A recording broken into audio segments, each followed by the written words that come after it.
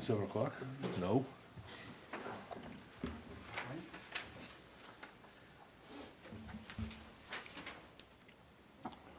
Good evening. Welcome to tonight's planning board meeting, whatever day it is. January 12th. January 12th, 2023. First item on the agenda is gutter done. We've accepted it as complete. You were gonna make some revisions, and you emailed us some plans, which I didn't bring along with me. Good, because I didn't bring my plans with me. I went out and looked at it, whatever day it was, I went out and looked at it. Don't remember now, but. Craig, you need to appoint. Oh, yes, and I'm gonna appoint Paul Gagnon as a voting member. Easier to say. And you were here the first time, Yes, and I you know. weren't, so.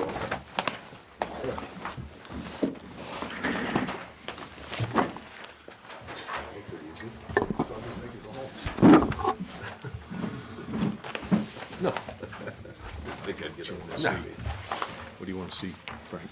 I don't know, what are they gonna talk about? Well, just What's the last, oh my gosh. Yeah, well, we were, We're all together. expensive operation. Which one of these is the storage? Just that site? Yeah, this is, That lot? what's the name? What? Ivan Jack? No, that's the self-storage. Self-storage, yeah. Patriot Properties, whatever, This is a better view of it. All set? Yes, sir, whenever you're ready. The last time we were here, the biggest concern was we had some proposed parking inside the wetland buffer and inside the front building setback, which we need to go in front of the zoning board for a special exception. So we're scheduled to be on the agenda for the next ZBA meeting, but until then, since Jessica and Carl are in such a hurry to get their materials moved on to site, we've adjusted the plans to get all of the proposed parking and all of the driveway out of the buffers in this area here. So we relocated, prior to this, we had a driveway coming into this side, going to the right side of the well. Area over here, so we removed all that, just the outside of this wetland buffer. And we had parking across the front here, and we've removed that to keep all the parking outside of the front setback. We discussed with the planning board about parking because of the unique situation that they have where a lot of the members of the, that work for the company are related, and they all show up to work in the same vehicle. So we have two areas of double stacked parking to accommodate at least 10 parking spaces, which is what the planning board had determined would be a sufficient amount of parking for this phase of the project. The other issue was some landscaping. We had some landscape trees along the front of the property line and the left property line with the abutters with the self-storage. I believe you said that they had self-storage had just come in for a revised site plan, and they've got a lot of landscaping in that area. I don't know if it's something that we can coordinate with what they've done and just add that to ours. I haven't seen any of their plans yet, but we were in such a hurry to get these plans in so that we can get into this meeting. Jessica and Carl wish they could be here, but unfortunately for them, they're on a cruise right now. That's too bad. Yeah, something they paid for pre-COVID, and they pretty much got the phone call saying if you don't use it up now, then you're not going to get it back. So I think we've addressed the concerns that you guys had at the last meeting. Not much else has changed. We've reduced the amount of, obviously, the impervious areas. We will be coming back in for a site plan for the development of the remaining portion of the lot with the larger building in the back, but at this point, we haven't come up with a concept, I think, that's going to be beneficiary to them and what they propose to do. So once we get that, we'll probably come in for a conceptual first, and in which case, when phase 2 starts, this proposed building we're proposing here will probably be eliminated. This built the house. Not the house building, the the shed. the new shed. Because right now, they just need the shed in order to get their materials on site because they're being kicked out of their current business location. I went out and looked at this, I don't remember, last Saturday, I think. Did you find your pipe? No, I did not find my pipe. I found the pipe you show here, but I didn't find the pipe I remember. It's not there. How much water is getting into that basin? Not a lot. That's for sure. There's not a lot of water going there. It doesn't overflow even for a 50-year storm event. But it is gonna offset, the water running onto the adjacent property. For phase two, we're probably gonna, trench that all the way to the back of the lot into a large detention pond. At this phase, we just thought it was, I had talked to Bruce about this, he was talking about maybe eliminating that. I just feel better having something in there to accommodate some of the runoff from the pavement. Well, you're not gonna be holding very much because of 4-inch pipes at the bottom. Yeah, well, 4-inch pipe's gonna let a little bit of water out. You're not gonna get very much water in it,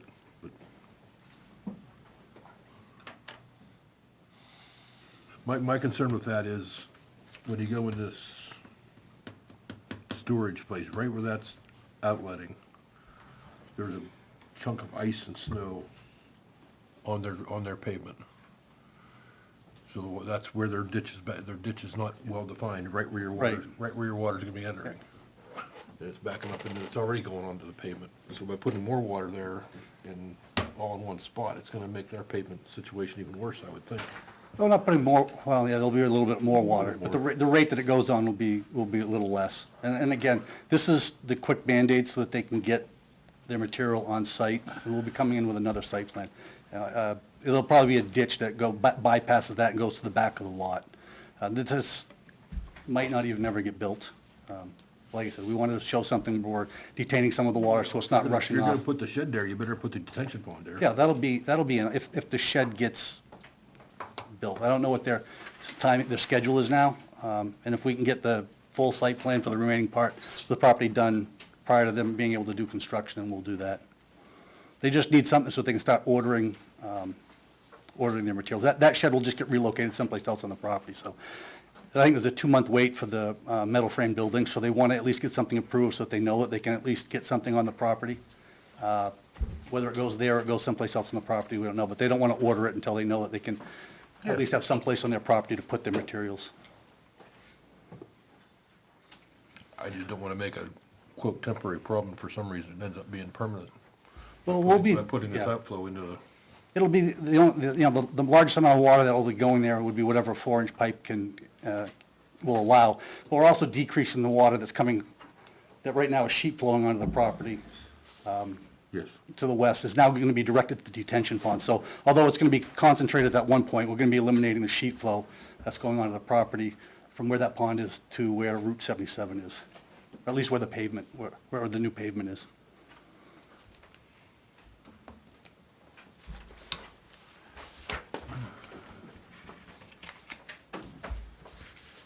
So, right now, all this water is flowing here, Correct. over top, mostly barren material. So instead of that, you're gonna put it all here. Everything that's on the pavement. The grass stuff will still continue. There's no grass, but yes. Well, it'll be loamed and seeded. You don't say that either. I mean, There's in the notes, there's in there someplace. Okay. There should be a note saying and if it's not in those notes, it's gonna be in the erosion control notes, the last 3 sheets. And if it's not in there, well, we certainly can add it, but.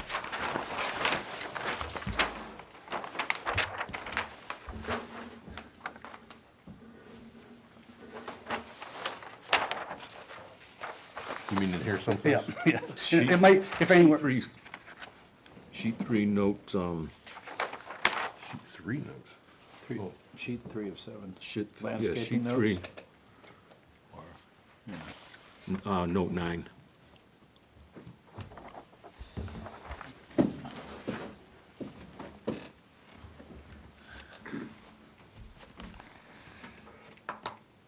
As long as we're all under the agreement that all disturbed areas means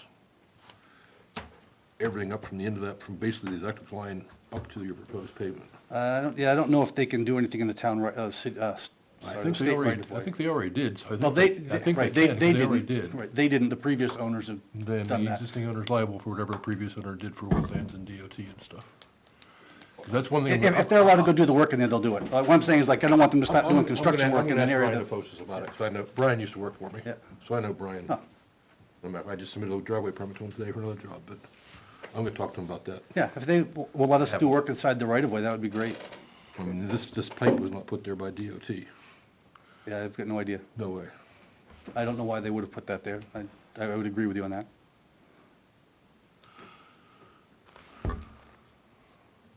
How about silt sock instead of silt fence? Either one, yeah. Well, I kind of try to leave it up to developer, whatever the developer typically uses. But silt socks and silt fence are, to me, interchangeable. I would prefer the silt socks. Yes, so if you can change the fence to sock, Sure. just because silt fence is ugly after 5 years and sock is not. No, you won't see the sock after 5 years. No, but you will see the silt fence. A couple more trees. However many you want, let me know. 1, 2, 3, 4, 5. Sounds good. What else was it? You weren't there. Loam, trees, pond. I think that was it. Oh. The only other thing we could think of was the 25-foot buffer gets laid out prior to construction Okay. by Jacques, or Yep. by surveyor. Just to make sure you don't get in there. All we can do is, yeah, mark it or put the silt fence right on that line. Right. With the silt socks. Or both.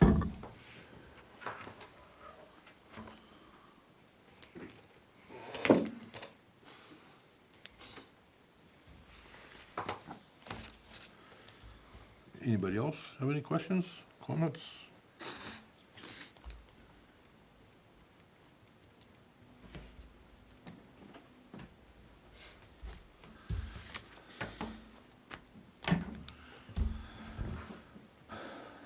Hearing none. Anybody from the public like to speak?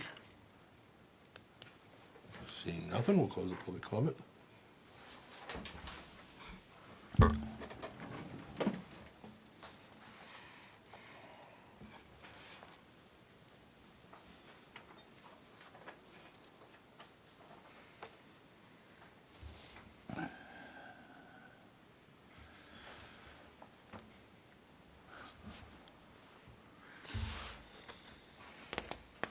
So your zoning board appeal is to go back to the previous plan? Correct. At this point, I'm going to try to talk them into changing some of the layout. I did not like the parking in the front. How far out it was? It came, yeah, I don't think it's necessary because they don't need all their, I would rather put the parking out back where the new building is going to go and it'll be out of sight. Right. But I've got to talk them into that, so. But there will be an access way because they will be having larger trucks and that well is in a poor location to get access out back. Right. Can't you go the other way? That's an option. Pretty That's flat. going to be up to the zoning, like, they're going to be fighting that at the zoning board, and if it doesn't work, then we might be relocating things, just like you mentioned. What's the deck for? The 5-foot extension on the deck? She just wants a larger deck to be able to hang out and eat lunch with people that work there. I was looking at it wondering, where are they gonna? She's put that? also, they have dogs that they're going to bring with them, they want to have the dogs be able to go out back and have some room. They don't need the deck, but I think that, she might be out on the deck watching them.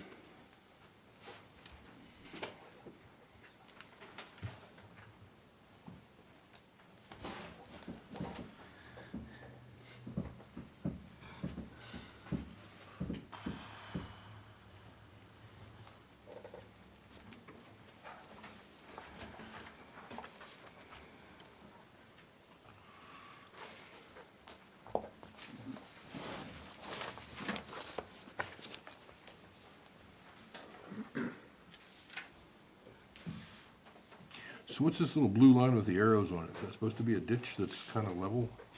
Yes. It's less built up than the previous one we had.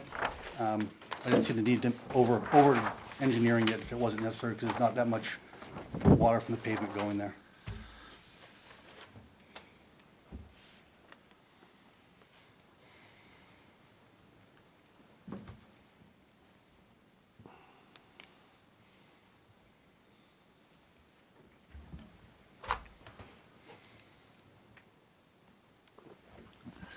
So we got silt socks, driveway permit, and lay out the buffer / wetland. And more trees, 2 more trees. 5 trees. 5 more or 5? 5 more. 2 in front of the wetland, to the left, to the right of the driveway, and Fill in the gaps. 3 more to fill in the gaps on the left.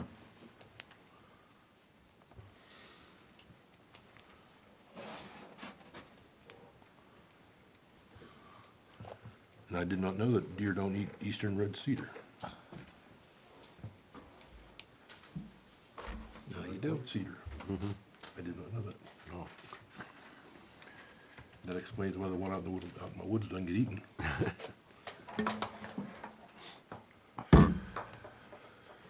Anybody else?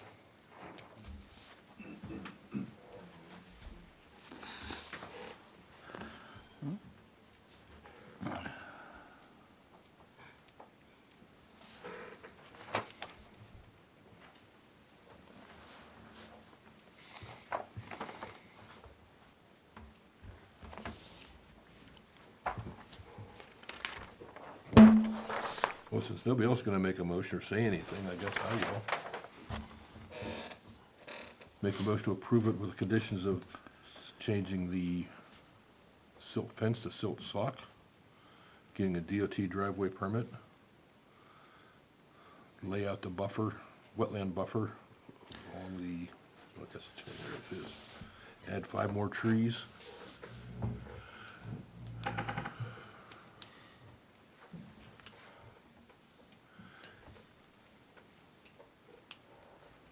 How do I say what I'm gonna say in a motion? Yeah, that's it. Second. Discussion. What I was thinking is, didn't know how to say was loaming and seeding the, basically half the right of way. I'll take that up with Brian when I submit the. I was gonna say, I can talk to Brian, tell him what's going on here. Yep. And just see, I would assume it's okay, but DOT's really weird that way. But I'm sure he can make a condition on the DOT, on the driveway permit that we Yeah, can. that'll be good, we can just coordinate the two together. Yeah. Right, that's what I'm hoping. Anything else?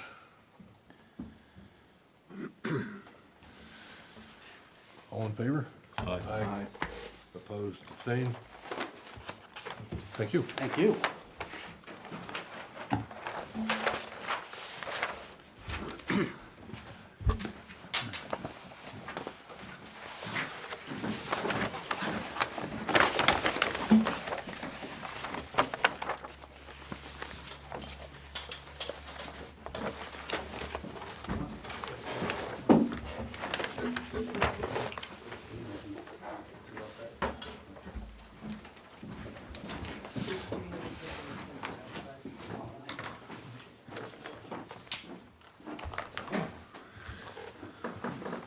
Second item on the agenda is zoning amendments. Is he taking these with him?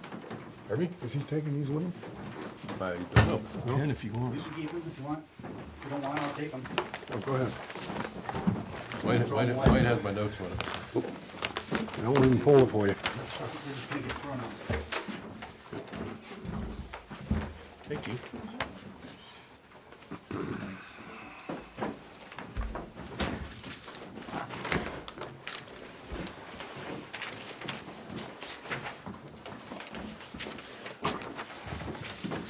Since we have people in the audience, which one is everybody interested in? Anyone in particular? 19, okay.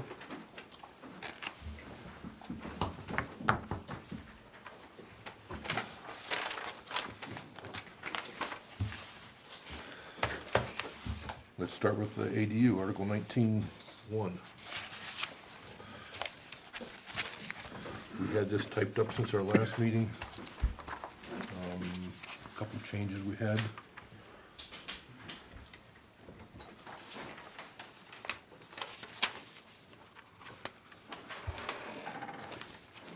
Wasn't there?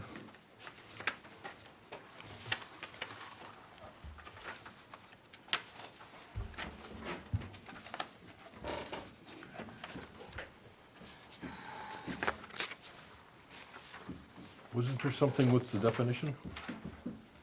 Also?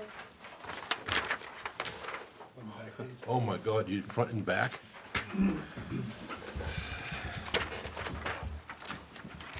Thank you. Was not expecting that.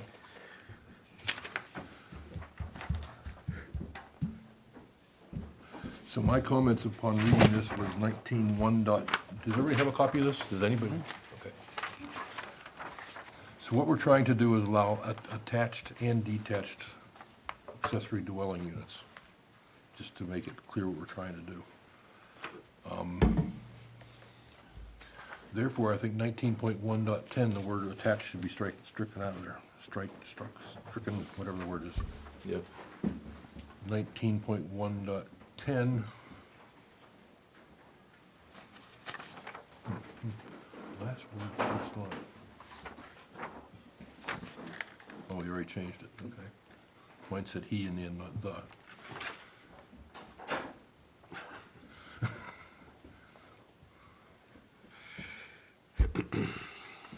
19.1.10.1, second line says property for single dwelling. I was gonna stick the word family in there, just to make sure we're all talking the same thing. Single family, you said? Yes. 19.1.10.5, what did I have there? I think we should strike the word. We already fixed that too.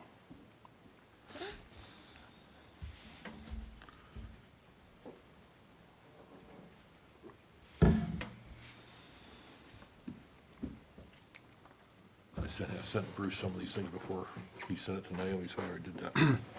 What's that mean? You're using the existing driveway Where are you looking? at Yes. 19.1.10.5?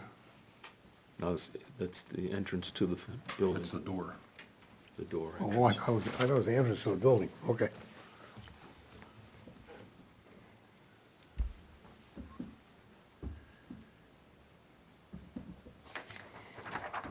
You said yes to my first question. Is that a fact?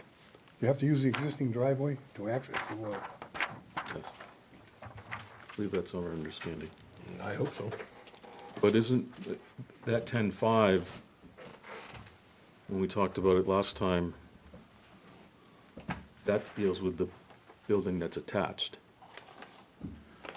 Well, or this is supposed to be detached. not the detached. I think it's both. So the detached buildings would have its own driveway? No, we're talking No, about he's talking about the front entrance or exit, that's not driveway, that's entering to the Okay, building. okay. So if we get the building like this and we put on an in-law on this end, it can't, the front door for this building can't be the same face, it has to be over here. Yeah. But if this was a detached building, I think we talked about that didn't matter, because it was detached. The orientation. Well, it'd have to have its own entrance. Yeah, oh, wait, yes, Yeah. but it can't, this is saying that it can't be on the same facade as the front line. That was based on attached buildings. Right. And if you're talking about detached, it wouldn't necessarily be applicable. Well, the existing ordinance was confusing, because it says no new entrance or exit to an accessory dwelling unit shall be constructed facing the front of the single-family dwelling. That makes no sense. Even though that was just a couple years, 5 years ago, but anyway.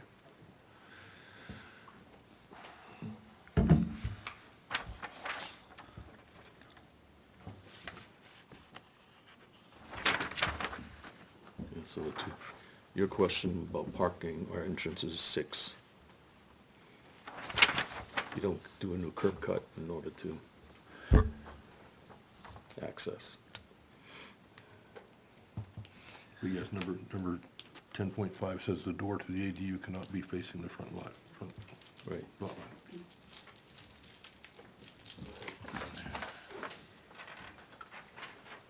And the owner of the property could live in either building. No. Yes, Can they live in either? I thought Yes. the ADU was not to be a 19.1.10.8? primary. 10.8, either the ADU or the primary dwelling unit shall be the principal resident and legal domicile of the property owner. That's what 8 says. I thought last time it wasn't, couldn't be. That's what we changed, No, that didn't change, that's the same as it was before. was it? Well, that's why there's no, 3XX 223. Yes.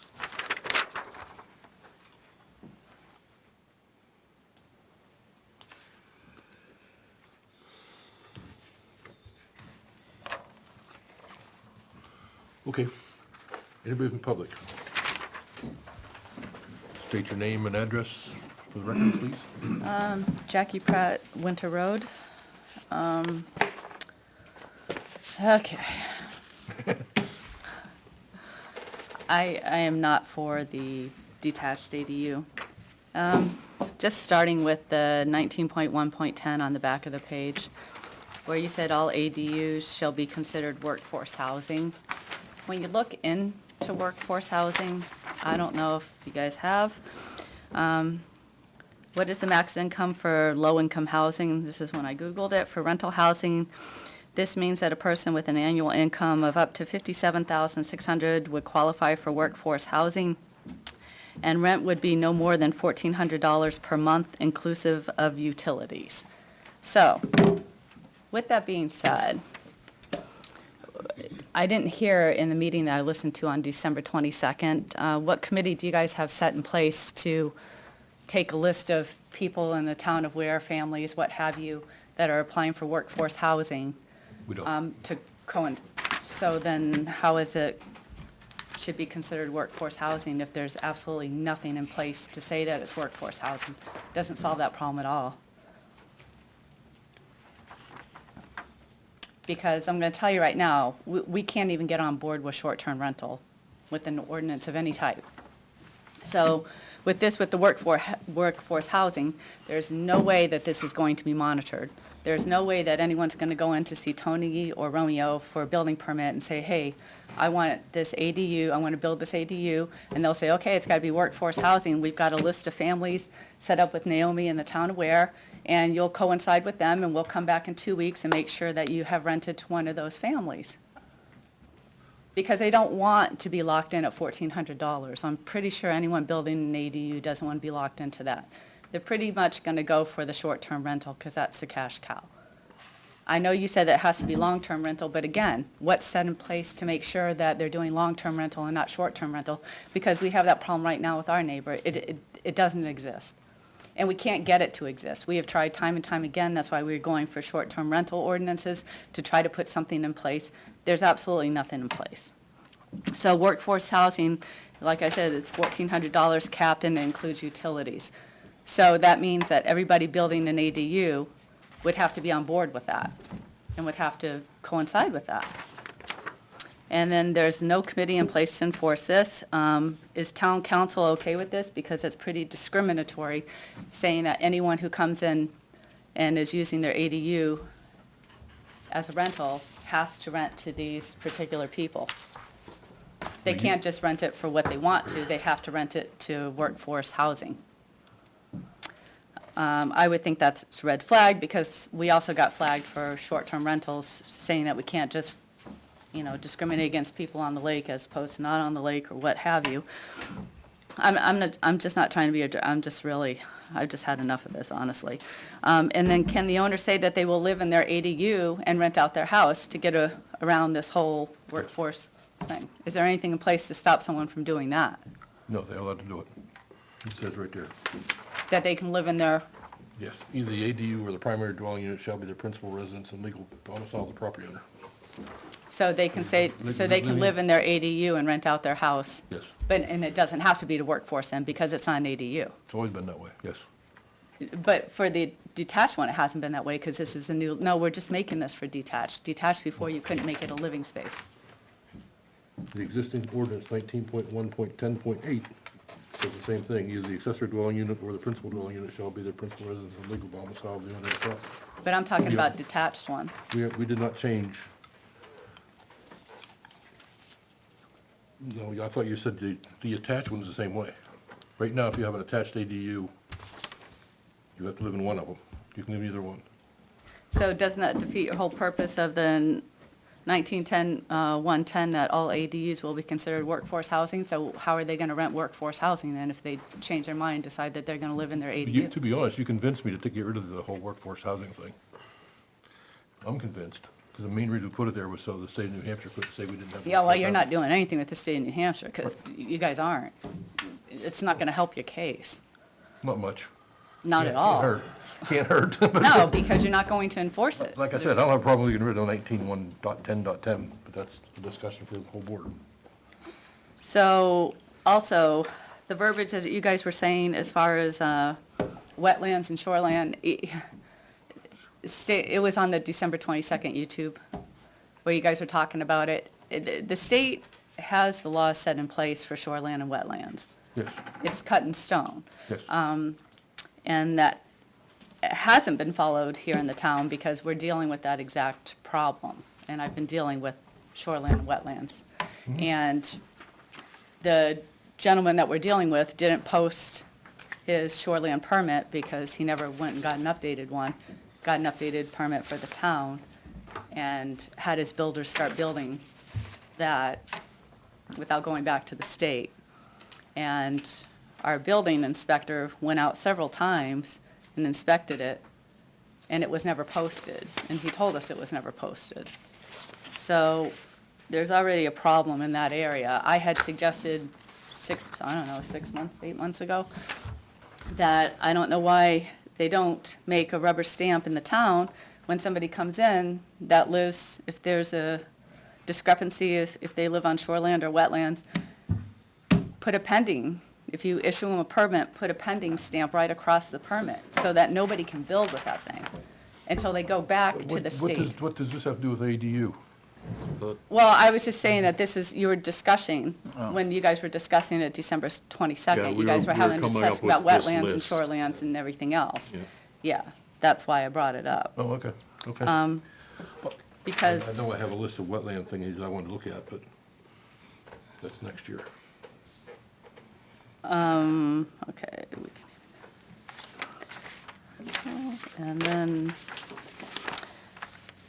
And then how, I'm not understanding how this isn't going to, we've been trying for months now to get some type of a short-term rental ordinance in place because it's getting out of hand.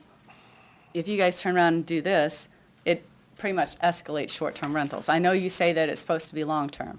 I understand that, and I know that's your terminology, and it also is for the workforce and this, that, and the other, but it's not going to do either. It's pretty much going to be, people are going to build.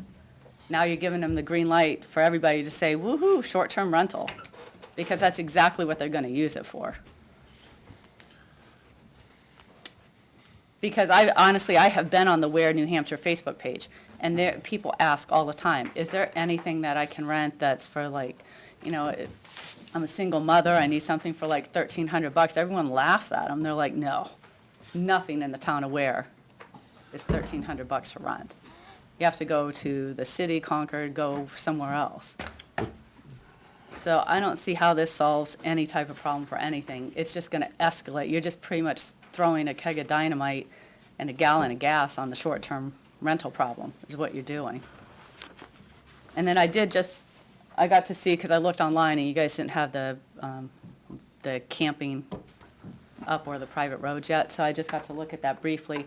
And it looks like you can't, I believe, put a camper To be honest, I glanced at that, that's all I've done with that. on a property, because see, this is my whole thing. Right now, we have a neighbor who advertises and got a permit for a sign on the top of the street for rentals, plural, rents the home, rents the camper, rents the bunkhouse, built an ADU detached, wasn't allowed to rent it, but, well, now we'll be able to. It's supposedly for workforce, but, well, I know. Neither here nor there. I know, I get what you're saying. But anyway, could possibly be able to do that. So now this is house, bunkhouse, barn, camper. It's 4 things. That's a business, that is commercial property. I didn't buy my house in a residential neighborhood to live on top of a compound. Please tell me how that's not. I don't see how it's all allowed to begin with, personally. I know you guys say this every time. I've been to you guys 2 times about this to the planning board, and you guys all say, that can't happen in the town of Weare. I live on top of it. And then the zoning board says the same thing, that can't happen in the town of Weare. And then the board of selectmen, oh no, that can't happen here. It does happen here. I've been fighting this for 2 years. I have shoreland involved in it, I've got wetlands, he's got to do a whole restoration thing, I get that, but you guys are like, you're killing me. You're killing me. I mean, I am doing everything right. This is devaluing my home. That is a damn compound. And the sad part is, it's my driveway that they have to pass on to get to the place. It's my driveway. But now, apparently, he doesn't even have to lie and say it's gonna be offices, he can just flat out rent that thing. Well, no, it has to be work for it, well, I know, whatever, but it really doesn't, let's just be honest, you have nothing in place. I think we need to talk, why, start off with, why are we doing the ADU change? What's the purpose for it? What is the purpose? Because the state is pushing workforce housing on all the towns, correct? No, one of the reasons is we need more housing, period, in the state. I understand that, but why, my understanding is that the state is coming through and auditing towns to see what they have for workforce housing. And this was a way to maybe try to, They haven't done that yet. okay, so we're doing this Yeah, the workforce housing In- came in- around 20 in plus years ago. preparation for what, are we trying to get ahead of something that might be forced down our throat by the state? The whole reason 19.1.10.10, the workforce housing, the blurb was added in there was kind of an afterthought, because the state is going to, I would assume pretty soon, come out and determine how much workforce housing each town has and how much you have to have. So how are you picking and choosing that? I don't have any clue how we're gonna do that, because that's gonna be up to the voters. Well, you said in That's this, it's that's gonna be, well, I agree with you, this shouldn't be there. If you're talking $1,400 a month, including utilities, we should strike that out of there. I agree with you. well, then why are you doing it? You said it was to fix that problem Increase housing. for period. workforce Well, housing. it'd be nice if we could do workforce, but if we can't. So we you can't. still have the same problem then? If the state comes in and says that how have you fixed it? You haven't. You've just increased short-term rentals, which is a problem.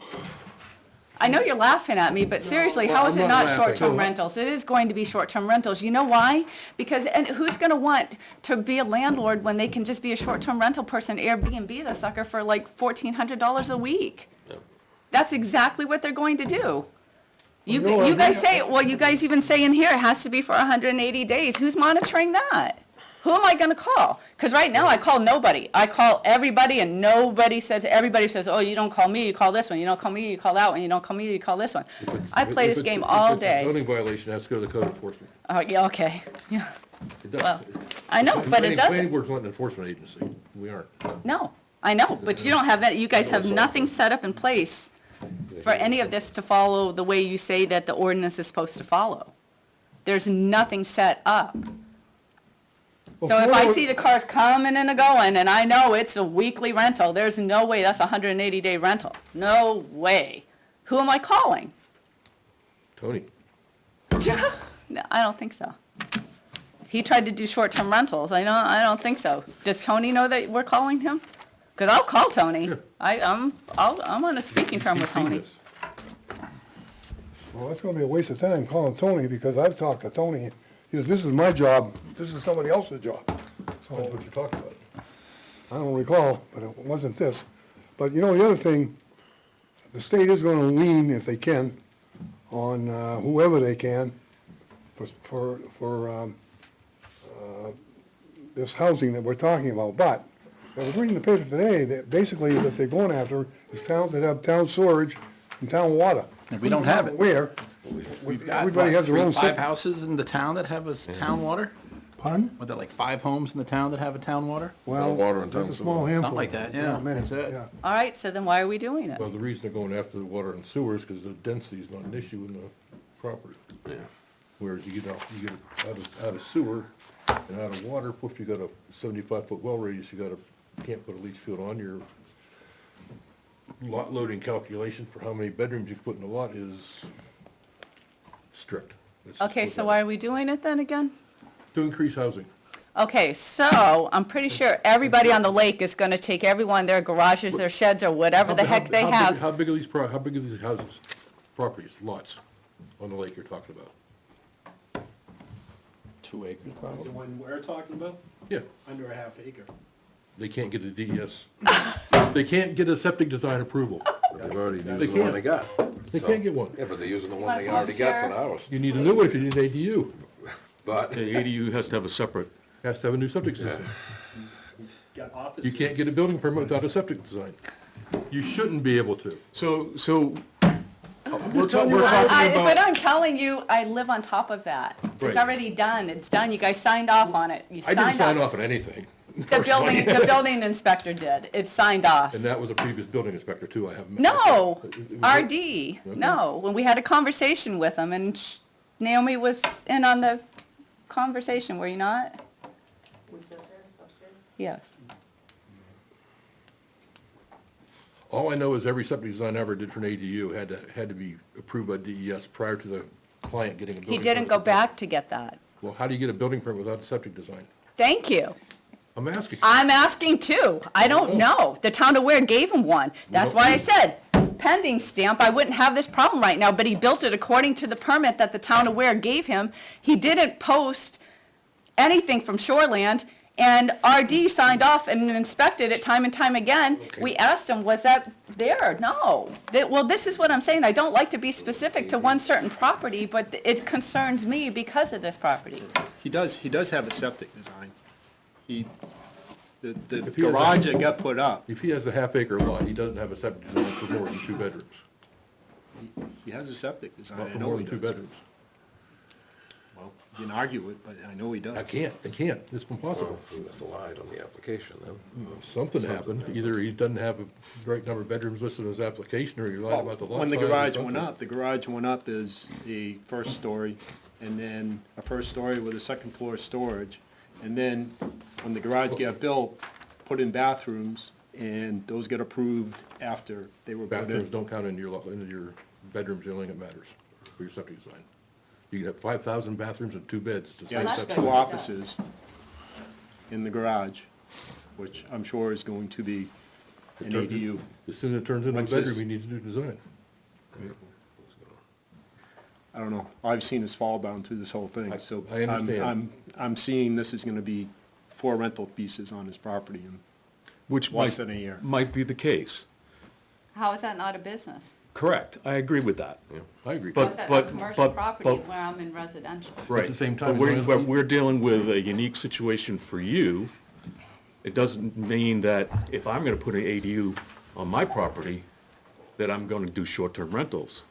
It doesn't mean it. It doesn't doesn't mean mean it, that, but but there's we- nothing to But we've enforce that seen you it. don't. Correct, Same but we time- don't want to make the leap of assumption that just because we're giving detached ADU permission, and this is still gonna go before the town, it's not our final decision, it's the townspeople's final decision. But we can present that, and if it gets passed, it's passed, then we have to go through the process of making sure that it gets policed properly. But But- I would not operate on the assumption that every ADU, because we could do that right now, we have permission to do ADUs. Right. But I don't know of any of the ADUs that I'm familiar with that it's not my grandmother living there. It's not a short-term rental that I'm making $1,500 a week on. It's something where I'm providing a need for my family, That's the original thought. which is the original intent of an ADU. Have you ever sat down and talked with Tony or listened in on any of these short-term rental meetings that we've had and realized exactly how far Ware has come in short-term rentals for properties? It's escalated. Correct. This is only going to escalate it more. I know you don't, I know I'm making an assumption, I understand what you're Okay. saying, but that is the moneymaker, and there's nothing in place. And I feel like this is somewhat that's- false so- advertisement, so Right. people will vote for it and say, okay, oh, okay, yeah, this sounds great, it has to be strictly for this or that, and it has to be they have to live So there, the it only can't be thing- short-term rentals, but you don't really have that in place to stand by that. So if I voted for it under the assumption that it doesn't have, it's not going to be short-term rentals, it's going to be long-term rentals, then all of a sudden, I'm going on faith that you guys are going to put something in place after you get the votes for it, but what if nothing is put in place? So who would I call? It still comes down to code enforcement. Goes right back to Tony, because this would be a zoning ordinance. So whether it's code Tony or enforcement. somebody else filling those shoes, it's still code enforcement. So how do you they have to enforce what's been written here. But don't you think it's only fair to the townspeople, if we're going to vote on something like that, that we see that something is in place? Because it would change my vote if I know that something is in place, to know that, okay, well, it has to be a long-term rental. They have to be a landlord, not an Airbnb, or else they can't do it. Okay, yeah, then I would be on board with that. I wouldn't mind if someone's renting to a family for a year as opposed to cars Right. coming and Yeah, going I every agree. weekend. Don't you think that's fair if I'm gonna vote on something that I know that that's in place? We'd have to come up with the language that would be satisfactory for yourself or whomever might be Well, voting on. I just feel like it reads short-term rental in my eyes. I know you have the verbiage that says otherwise, but everything about, there's nothing in place to stop it, is what I'm saying. There's absolutely nothing in place Well, to stop that. so if we back the train up back to a year ago, when you first came to our years. second meeting. Oh, yeah, Our we've been second here- meeting, when we yeah. first started talking about short-term rentals and how to handle that. The speculation statewide was everything was out of control. There was a lot of lawsuits taking place in Conway. There was a lot of smaller situations for the Kearsarge Lighting District that had regulations already built into their bylaws that prohibited renting your facility, any of your houses, unless you live there with whoever's renting with you.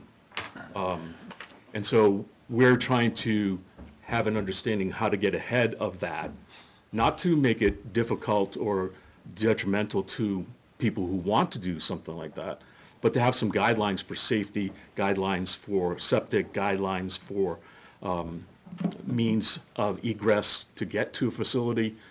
You know, I've driven down East Shore Drive in the winter, and when you get down to the far end, there's no turning around.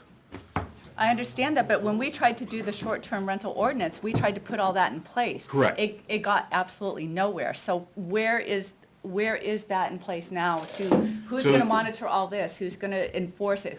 Is the fire department gonna be involved in it? Is the police department gonna be involved in it? Just like we tried to do with the short-term ordinance, Right. that nobody would get involved in. So at the last selectmen's meeting that we talked about that ordinance, I brought up some thoughts that I thought were missing completely in that document. The first paragraph, you couldn't make heads or tails of what it was talking about. Right. You need some parentheses. Right. Verbiage needed to be continuing as far as using the same concept. There's no definition of what a short-term rental is, other than referring to the state's code. And in my understanding, our definition is different being proposed, and it's not in that document. So there's some things that are yet to be fleshed out, and I don't even know where it's gone to at this point, whether it's gonna fully go on the warrant, or if those changes are still forthcoming or not. But I feel like the same thing with this, that you felt with the short-term rental ordinance. I feel like who's enforcing the long-term rental? Who's enforcing that the person lives there 180 days? Nobody. There's nothing in place to enforce that. I feel like once they get a green light, you can't, how are you going to be able to do that? And then does town council get involved to say that you have no right to tell somebody that it has to be 180 days? What gives you the right to tell them that if they build this ADU, that they have to be a landlord as opposed to a short-term rental? Well, that's because it's already in there that way.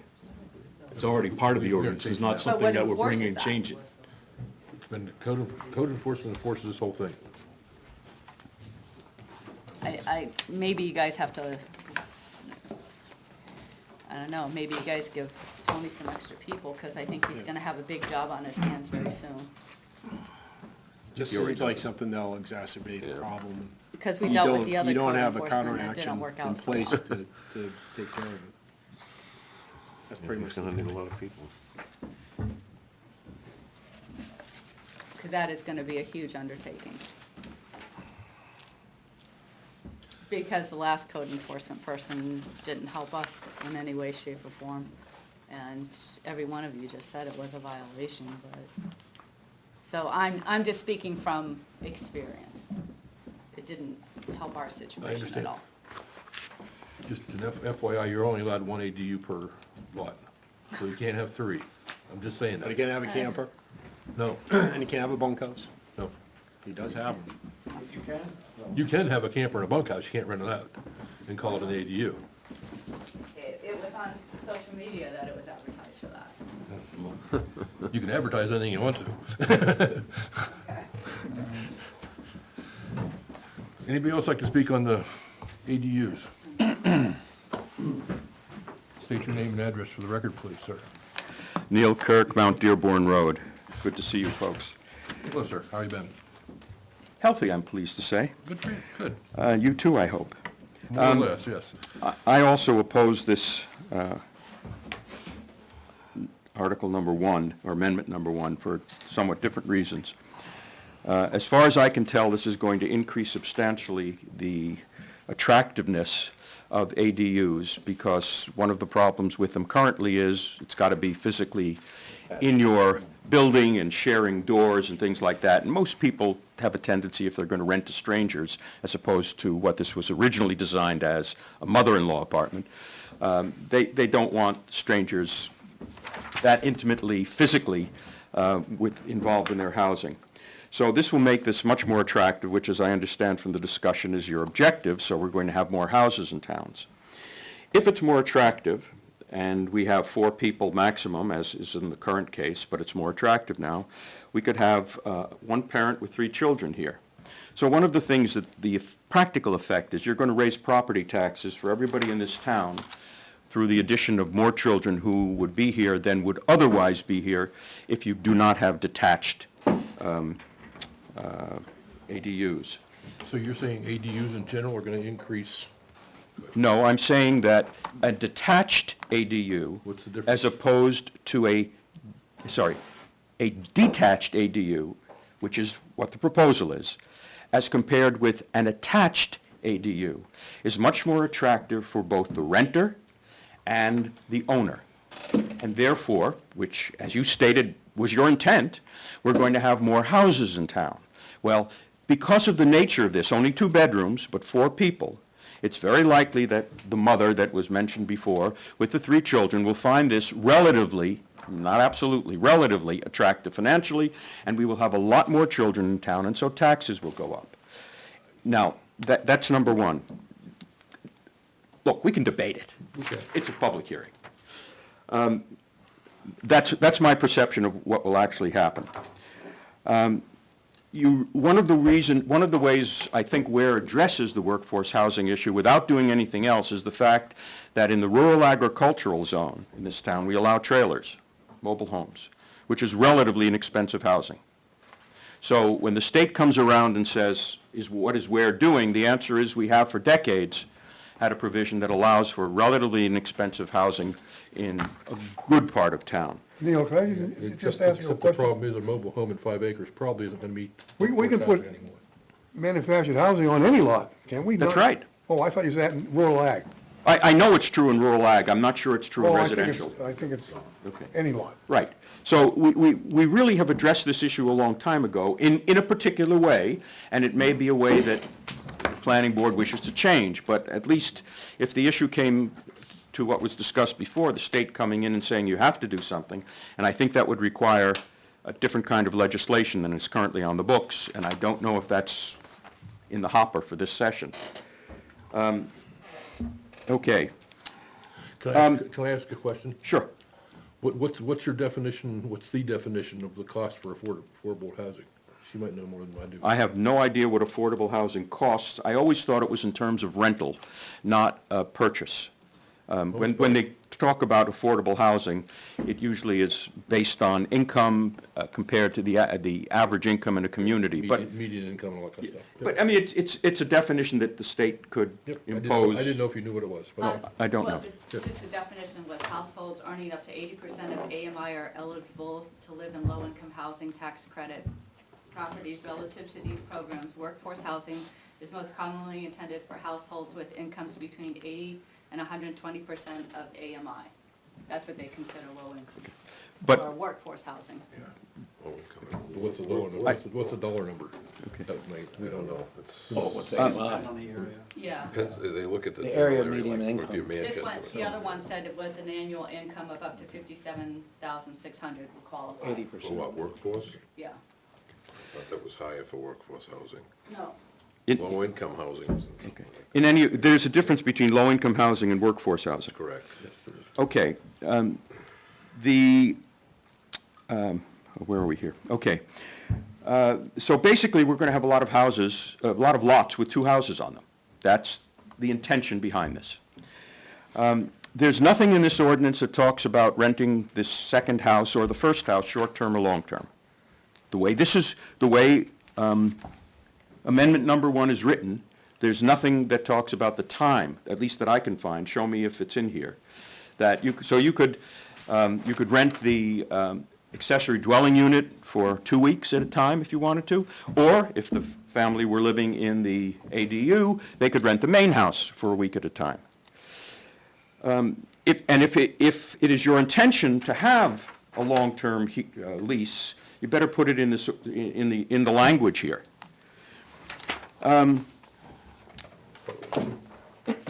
Secondly, on 19.1.10.1, on the second line, you talk about a single-family dwelling. A single-family dwelling is not defined. You better do that.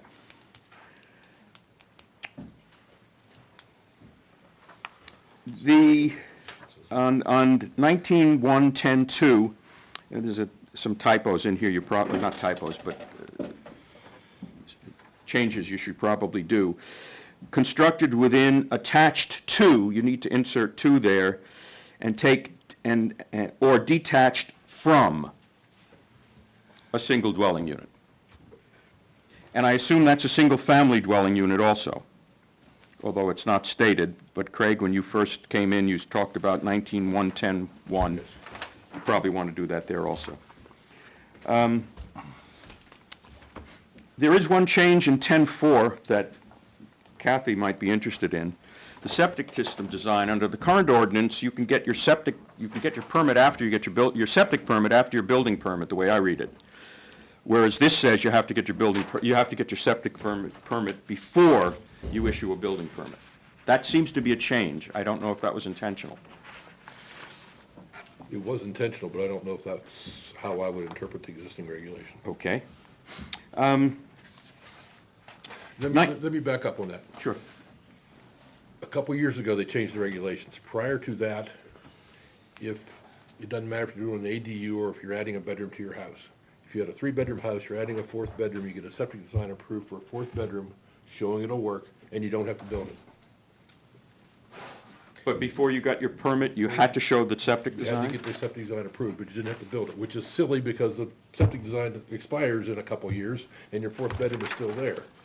And then the regulations changed, and now that same septic design may not be approvable. Well, So that's one reason for this. if you look at 19.1.10.4 now, it says, septic system design shall be approved by the New Hampshire Department of Environmental Services. It doesn't say that you have to have that design approval before you get the building permit. Correct. And so you've changed that here, which presumably is desirable. The existing one doesn't say that. Oh, the existing, but the amendment says that. Yes. The amendment does, the existing doesn't.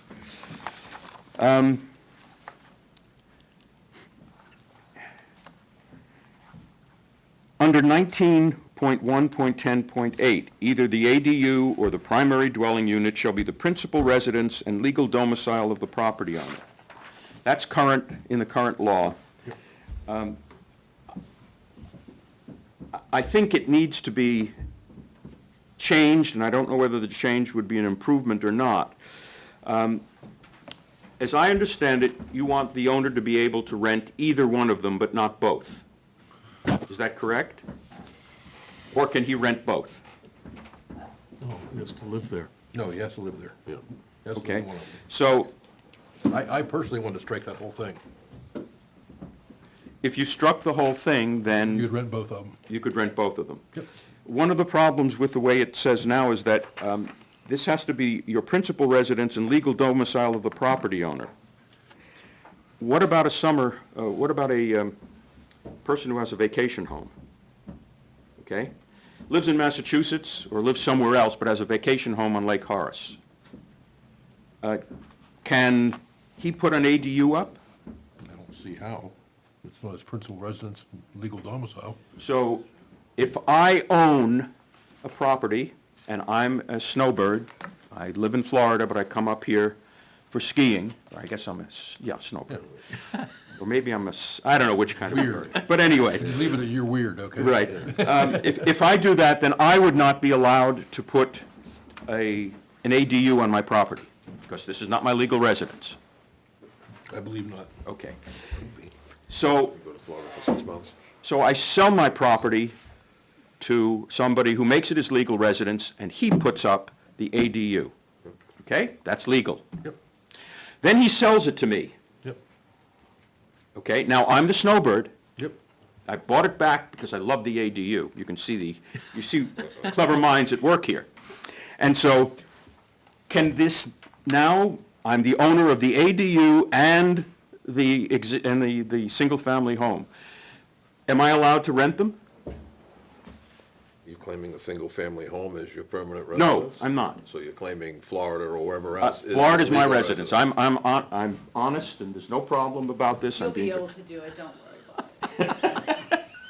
I would say the way I read it, no. forgetting about the legality of the enforcement issue, is it the intention that that person should be able to rent the ADU? That's not the intention. No, the way it's read, no. Okay, I think you need to, first of all, I don't know if you can discriminate in this way. That's number one. But assuming that you can, whatever it is that you intend, you need to make clear. And I don't know that this does it.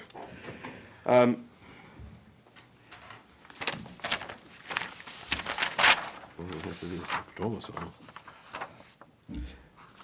In your definition, you use the phrase single-family dwelling. You have to define that. For example, Well, our definition, in our definitions, doesn't have that.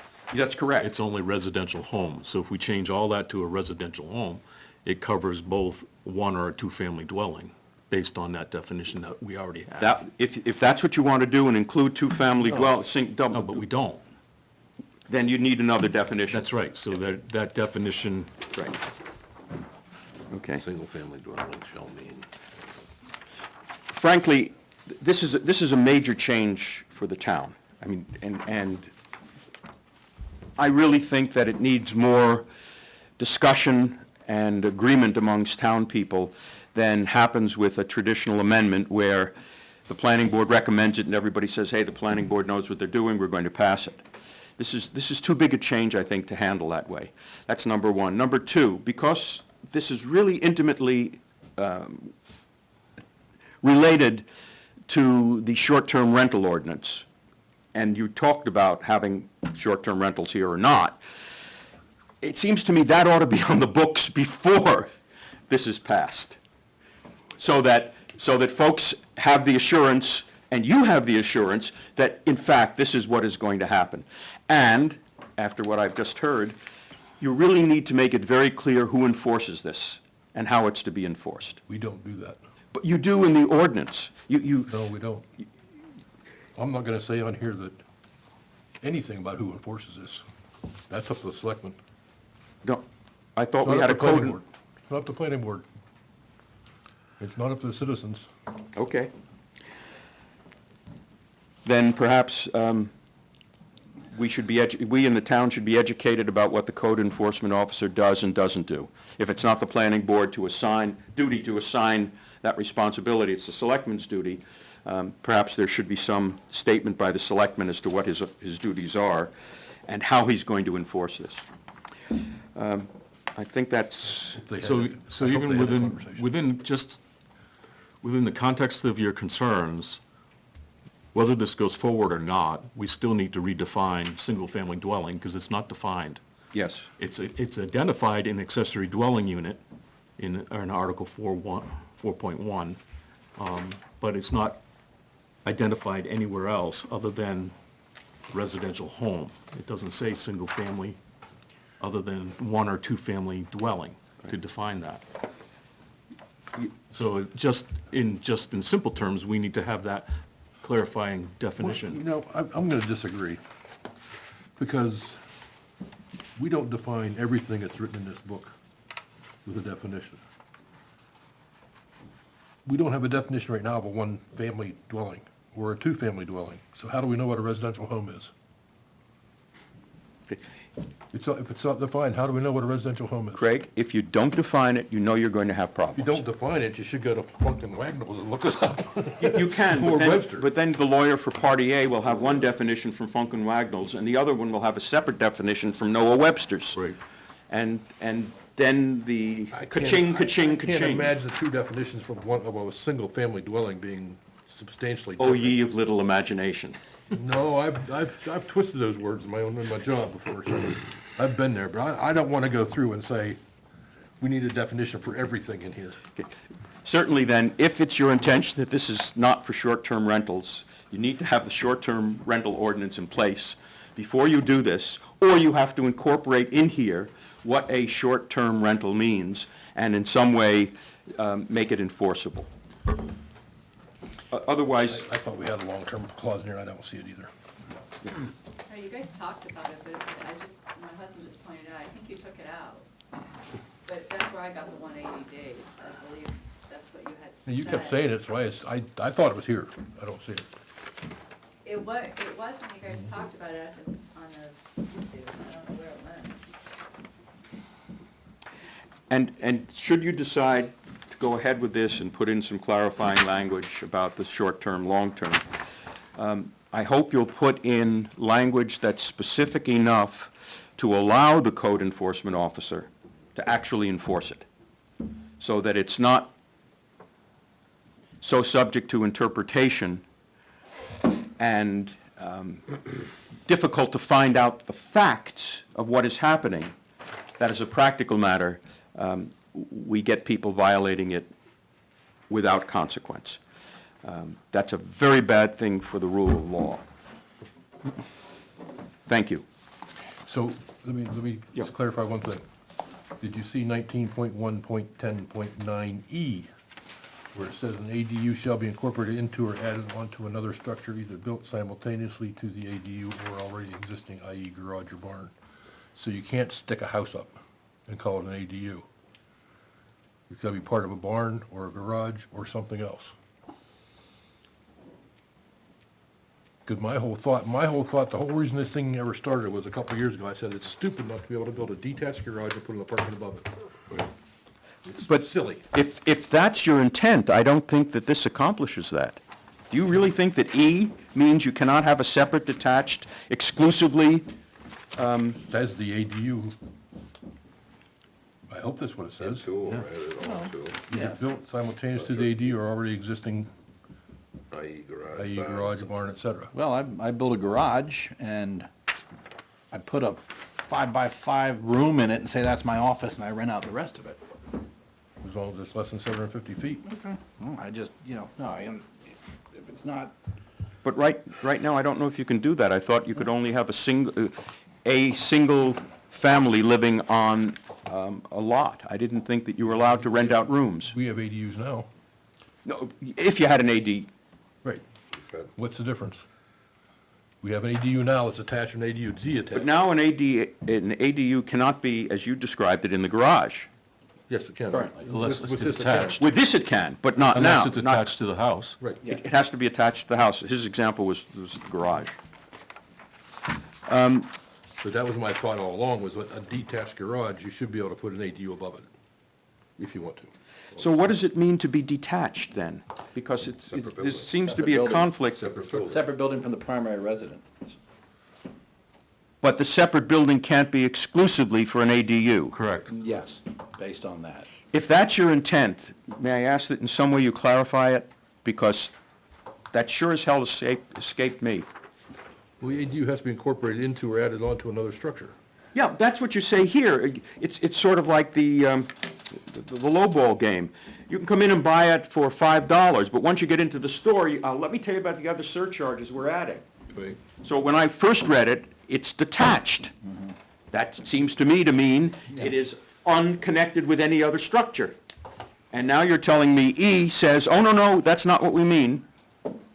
It can be it can be physically separated from the existing residential structure, assuming that's what's on the lot. But it has to be part of another structure. Barn, chicken coop, garage, something, yes. What happens if you have a vacant lot now? Okay? What can I build on it? In the residential area, 2-acre zoning. At present? No, with this in effect. Or this, You yeah, can- compare present with So this. at present, you can build a single-family home. Right. With an attached ADU. Plus I could put on a barn and a garage and all that. Correct. Okay? And So under this. with this, you could put up your ADU first Yep. and live in your ADU until you build your house. My ADU now is a separate building, not part of a garage. It's just No, it has to be part of the garage. You build your garage or barn, and you put your ADU Okay. attached to that. If that's your intent, I think you need to clarify that because I just didn't connect the two in the way that you are. That'd That's be the number one. Number primary- two, The primary building. That's all you put up, that's the primary building. Well, according to, Yeah, I'm not sure that's true. I would ask the code, I would ask the lawyer and everybody else if you can do that. under D, when it says you can have, may share or have separate facilities, does that mean we can share a septic system? Yes, yeah. And wells and electric and whatever you want. So on my vacant lot, I can put in a septic system for that 6 is- bedrooms, Maybe, 4 bedrooms for the main house, 2 bedrooms for the ADU. probably not, but maybe. Oh, you mean it wouldn't work on a 2-acre lot? DES probably not big enough for DES. Because if you have a well, you gotta take out a 75-foot well radius, that doesn't count towards your whole septic loading. Okay, so let me just repeat what I understand you're saying now. You can have two separate you have to have two separate, you may have two separate structures if you wish. That separate structure, if it's to contain an ADU, must also be a garage. Or something, Oh, that's right, we have et cetera. yes. So, Tool shed. to get back to your example, I put up a 6-by-8 storage shed. You don't wanna go with chicken coop? No, storage shed. Okay. I buy it down at Reed's Ferry, okay?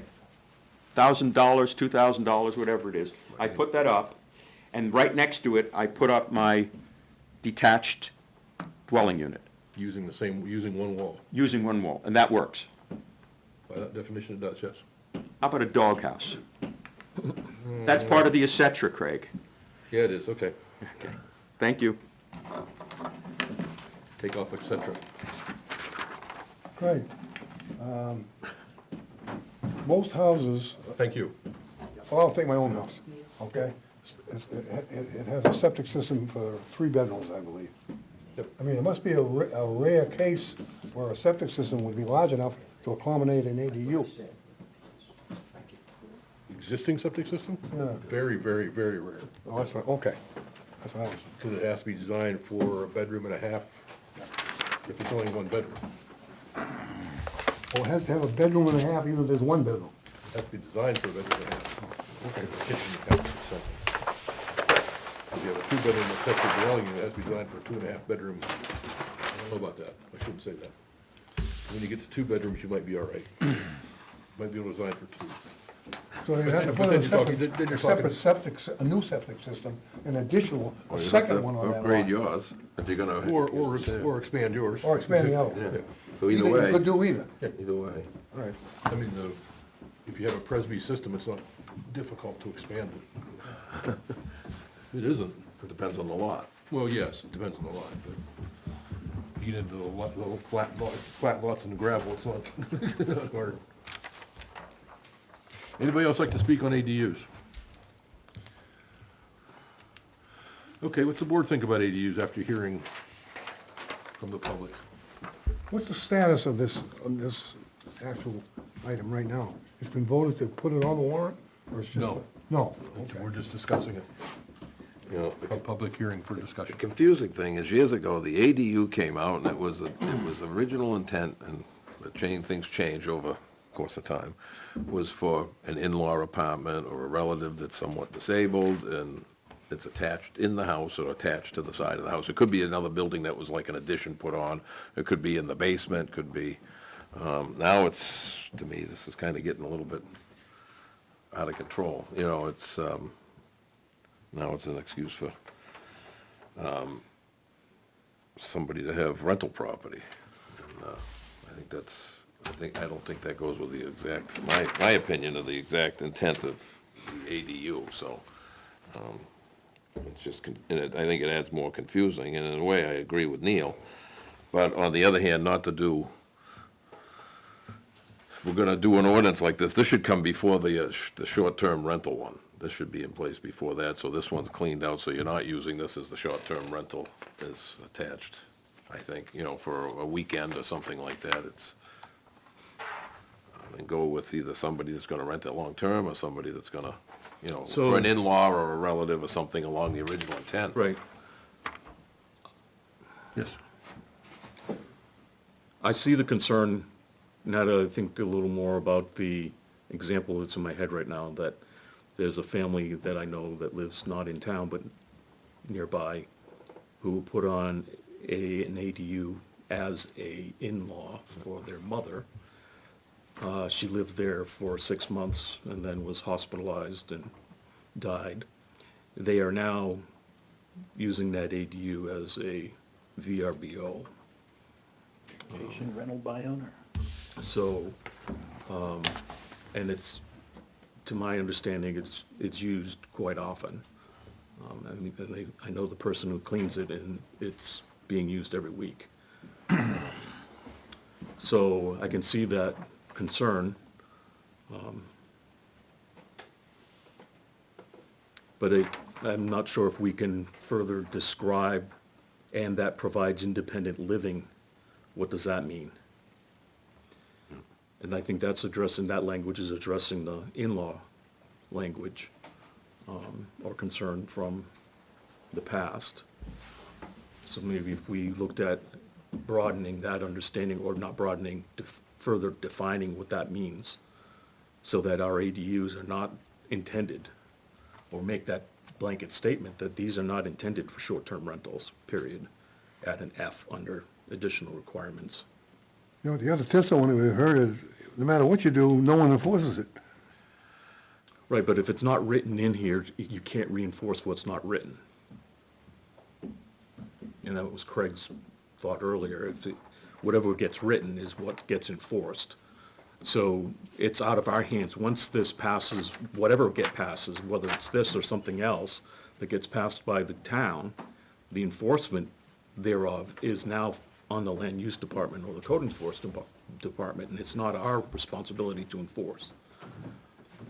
Well, there's certainly gonna be some cost to the town to enforce it. Well, we've got that problem, period, whether it's this or our current situation by needing full-time staff in that department. Right, We but don't this have just makes it full-time worse. staff. This just makes it worse. Or possibly, Well, I think very likely. but ultimately, whether this passes or not, what really needs to ultimately pass is that the whole department needs full-time staff, not part-time staff. And the town needs to pass the town budget so that people aren't wearing 6 different hats. I think the other thing too is there has to be Well, matching I agree orders. with you, they were, I think, they're in over their head. But to get the town to pass it is another tough road to hoe. Yeah, some of it too is with the ordinance, there has to be something in there that turns I'm around talking and about gives a enforcement, penalty not- for failing to obey that, so that he has whoever it is, it's the code enforcement, has the ability to go and enforce these, and I don't know. Right, and that's what, on the short-term rentals, how does that fall under the fire department's responsibility? Chief, he's not trained to do home inspections, yes, fire inspections, but not Yeah, home so it should be inspections to know what combined. the septic, that's not a That should viable it should be septic. combined fire, life safety into the fire department, some of it can come under building, but some of it's mostly calls to the fire department. Well, it seems though there's a couple things that need to be done before this goes forward, in my opinion. what's that? I mean, Well, we're the having, enforcement problem. Well, we are and gonna be able to. definition problem. We can't, we, the planning board, aren't gonna solve the enforcement. No, we're gonna make it worse is what we're gonna do. Well, then we can't do anything. No? All we can start doing is repealing ordinance, they don't have to enforce them. That makes the enforcement Well- job easier. Right? yeah. We'll get rid of the ADUs, we'll get rid of them entirely. You don't have to worry about enforcing them. Well, I go back to what problem are we trying to solve? Housing. Partly. Why? Why? Yeah. because people's kids need places to live when they Why is it grow our up. responsibility to, the market will do that? If they can't No, afford here, then they'll go Marcus, somewhere else. yeah, they move someplace else. I mean, why do we, and back to the whole notion of now you've added how many people into the schools? My taxes have doubled since I've been here. But I don't see where it's our role to provide housing. I mean, Who's our? a planning board. We propose, that's part of our job is proposing zoning ordinances and some Zoning regulations. ordinances, but with the Let me- specific let me purpose of inject a little providing story here. housing. I mean, the CIP Also, and this summer, I road had support and a, everything else. this summer, I had a lady and her young daughter. They lost their home through a split up, and they parked a camper on my lawn, and they were trying to buy a house. And Weare certainly has, she went through a lot, never did find anything that's very suitable, but Weare has a very generous regulations where you can park a mobile home on any lot. I mean, I can go out and buy a lot, I can put a septic on it, put a well on it, put a mobile home on it for $200,000. That's about as low as you'll ever go. So even these detached units would probably cost $200,000, a lot of them, or would be sold for 200, oh, it's not sold, although I guess they could sell them. You could even sell that unit. Sure you could. Well, you'd have to go through subdivision, you sell have to the lot. subdivide the lot, You can't and it won't sell fit it. it. Just lease them the lot. I do that up in Maine. I've got 2 or 3 lots with a camp on it. I don't, I just lease the lot and buy the So you property. didn't buy it, you leased it. Lease the lot, bought the property. No, you're wrong. Lease the building, or? That's fact. I own the building, I own a couple of buildings that are on lease, and I lease the lot they're on. Yeah. Why couldn't you do that with these? I don't think New Hampshire allows that. Yeah, that's, I'm not so sure. that's like paper If you company. condoed it, you could. Well, I guess the bottom, what, I'm kind of running amok here. I'm saying that where it probably, our regulations allow for very inexpensive new housing. You don't see it very often, because the builders don't want to buy a lot and put a mobile home on it, because they can't make a nickel. So that's one of the reasons it doesn't happen. And people that try to do it on their own, they get into a world of doo-doo. They buy the lot, and they gotta get site work done, and they don't realize what they're getting into. But I think the regulations that we have allow for very inexpensive, relatively inexpensive, or comparatively inexpensive housing. And I'm worrying about something that we maybe shouldn't worry about. I'm gonna disagree with you, but that's okay. That's okay. Yeah, we're allowed to disagree. Well, That's why we have a board, not a one-person. Well, I think some of the suggestions we had were pretty good, where we try to take care of some of the things that need to be done prior to passing something like this. I don't have any idea how much a mobile home costs. Well, All over the you map. can buy them, Right. You can buy for $40,000, probably. Sure. you buy secondhand ones for zip. Yeah. And then Give 'em to you you. Yeah, then they you may can not be turn able to move around Go in and the marketplace, you can get it for you 1,500. can go spend $200,000 on one. Go down the marketplace, you can get it for 1,500. With a lot and the well and the leach field and the site work, and you happen to have to do, you're gonna be well over $150,000. Right. Yeah. Easy. Close to 200. Without Yeah, but without the that's house, very inexpensive housing. without the mobile home. No, made several calls with this gal who was living on my lot to see if I could find her something. Like that. And I would've too. you can do it for 200, she just didn't have the 200,000. So, but I could do it, the guy guaranteed me, he come down, he says, you just find a lot, he says, I'll do everything that's needed for the 200,000. And that was with a new mobile home on it. So, I guess, I don't know how you can guarantee that, because the well could cost you 10 grand pretty easy. Yeah, yeah. Septic system can cost you 30 grand. Right.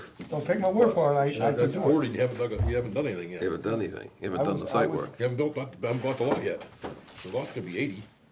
No, least. you can buy lots for 40 or 50,000. I don't know, I haven't seen any lately. Well, On a I found class- several. On a class 6 road, you have to go to get a zoning Well, variance to get a building. It's all right, there's no problem, Class 6 roads are no problem. Everybody builds on them in this town. You can't get a lot for $40,000, not a decent one. Okay, so where are we going with this thing? Well, this is our first hearing on this, right? Yep. I think it needs more. needs to get brushed up, like we said, in places if we're gonna go forward with it.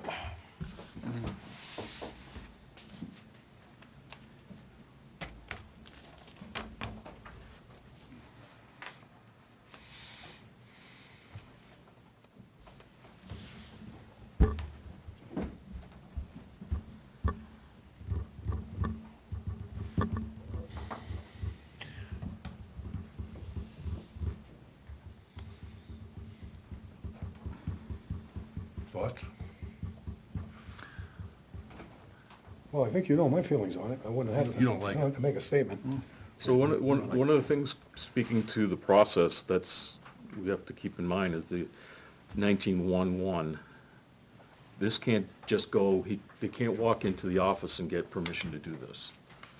They have to go to the zoning board in order to get permission to do this. So that's Yes, one step of policing. The special exception's pretty easy to get. Right, but even then, you're still gonna go through that You gotta do it, process. yes.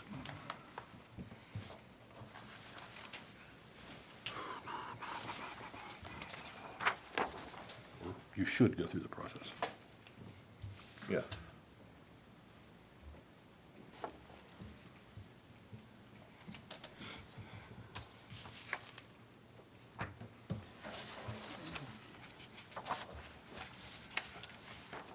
Would that include a butter notification? Yes. Yeah, the other thing too, missed is like 19.1.10.1, it says, shall not exceed 750 feet. They should say it would be 750 square feet. Right. Instead of 700. Again, most of that's just copied from the existing ordinance, but that's okay. We don't mind.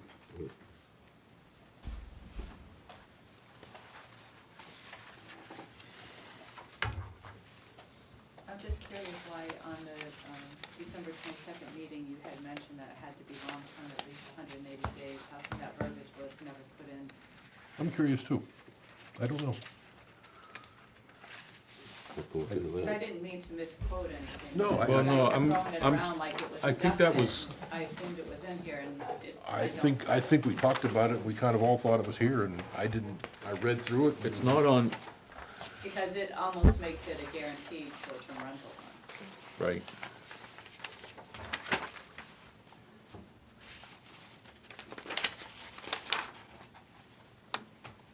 I think you need to have Tony in on this discussion. I did meet with Tony, Well, I mean, if his work, if you guys are, about this. I met with Tony about this. And he gave me some other stuff, but anyway. But the long-term issue has to be in the definition of an ADU.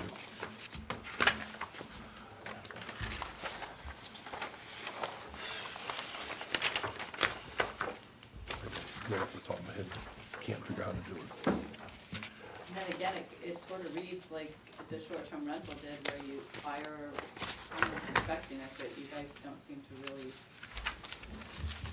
know who you're giving that authority to. Pardon me? It sort of reads like the short-term rental did, where the fire department is someone going to inspect it. Should be both. People don't live in it, but it sounds like you guys don't know who's inspecting it. Well, the building inspector should be inspecting it. The code enforcement officer has to be handling any complaints, and the fire department also is involved in the building permit process. Especially if it's gonna be rental, we have to look at it for life safety. I mean, I'm not sure, looking at my notes, I'm not sure if we mentioned 180 days within the context of this, or it was an incidental statement pertaining to what the short-term rental definition was. So I'd have to go back and watch it again to make sure I know what I'm talking about. Yeah, 'cause I just Well, remember listening to yeah. it going, okay, so the stipulation, it has to be at least 180 days.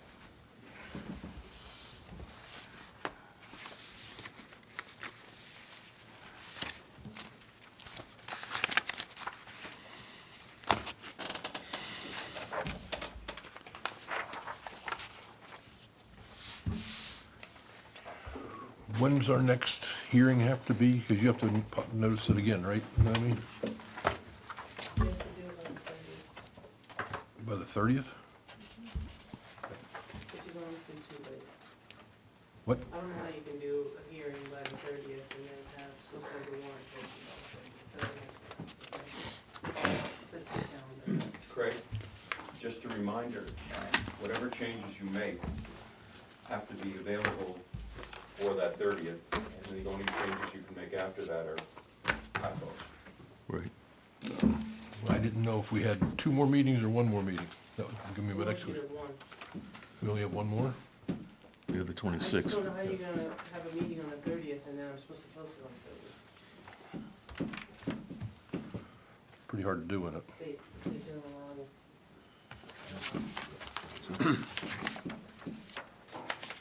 The next meeting is 26th. Right.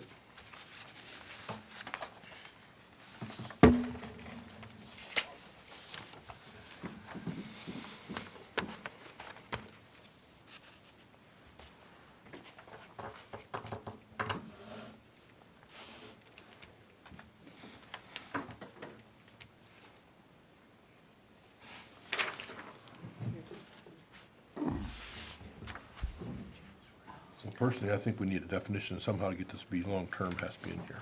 Correct. I think we all agree on that. I appreciate somebody pointing it out that it's not there. Most of the other things that we talked about, I think, are fairly, can be fixed tonight. I don't know. I think it's gonna take some attorney help to work with the long-term, and if we can do that, long-term. I mean, as far as putting your ADU against your doghouse, all you gotta do is add i.e. garage or barn, take out the et cetera. It's gotta be a garage or a barn. Add chicken coop too if you want to.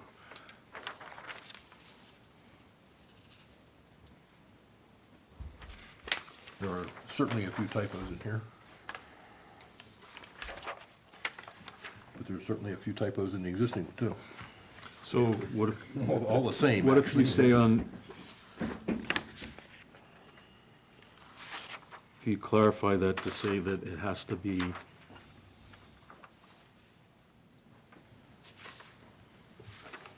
I don't know how to say it.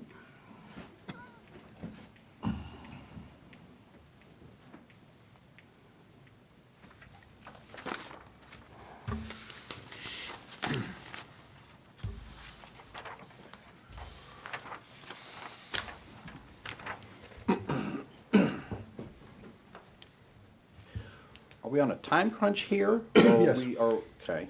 What's more important, time or product? Product. Okay, but I would think that there's probably some other people that should be involved in this, don't you think? I mean, can we jointly meet with, you know, building inspector, code enforcement, sit them all down, bring them in, and That then was code enforcement on this. pass through it, point by point? I mean, I know you said we can't assign responsibilities, but the select board can, right? Yeah, I think We that's. include them and have a designating authority there to start saying, okay, if we do this, code enforcement, you're gonna do X, Y, and Z.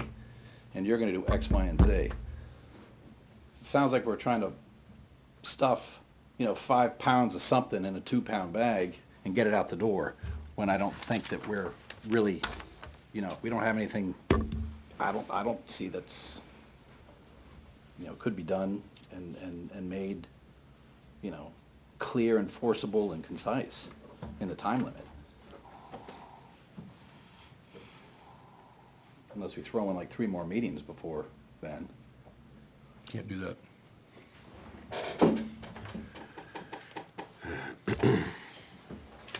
Maybe you're not just ready. Maybe you're not ready. Yeah. Yeah. I think you're right. So I move we table this till next year. Second. I'm voting. You can't vote. I can't vote. Discussion? I said second. I agree with it, though. All in favor? Aye. Aye. Aye, for lack of a better. Okay. Next year, Bruce. But it needs to be on our agenda on Should've the work start- session. Yeah, should have Starting started a next lot meeting. sooner. And I would say with joint, with, everybody in it. Right, Greg, you might wanna start like in the summer. involve as many people as you can. I've learned over the years that the summertime, according to Chuck, is a horrible time to do anything, because everybody's on vacation and running around all over the place.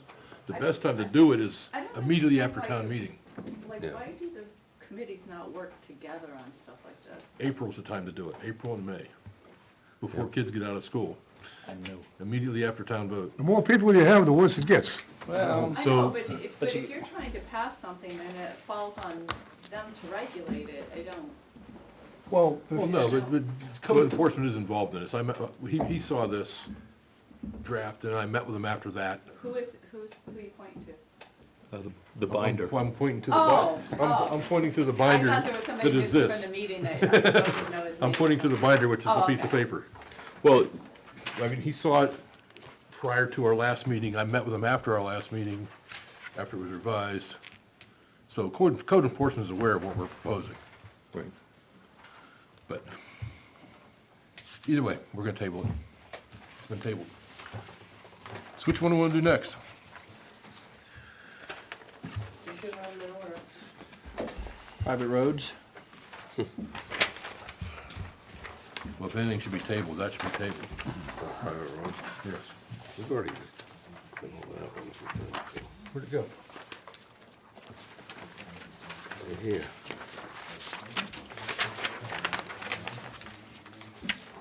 There's Poppy Lane right there. I don't know. what'd you lose? Private roads. Oh, Lost the well, maybe I had it in my pile here. What's it look like? Private roads? It says private Article roads, Article 37. 37. Which was adopted already. 38, 37.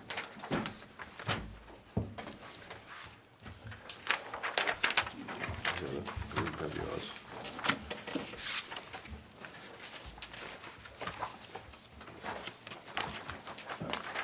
Is the board aware that members of the public have a version that says, I don't think this should be waived, again, let's discuss?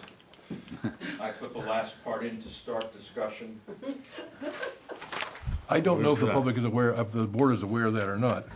You must realize that 2 years ago, when we passed this ordinance, and you were on the board at that time, I believe, we didn't pass it when we suggested and put it on the ballot, excuse me. There was a different land use coordinator here. And my understanding is, until tonight, no, this still says that here, that the actual article that came out of our last public hearing has been misplaced. So I don't know what was passed. This is the last thing that I had in my computer prior to that meeting. I think you have to look back at the minutes, go back to the old minutes and see if it's, yeah. Yes, and this is my writing where it says I put the last part in to start discussion. Several places I put that in there.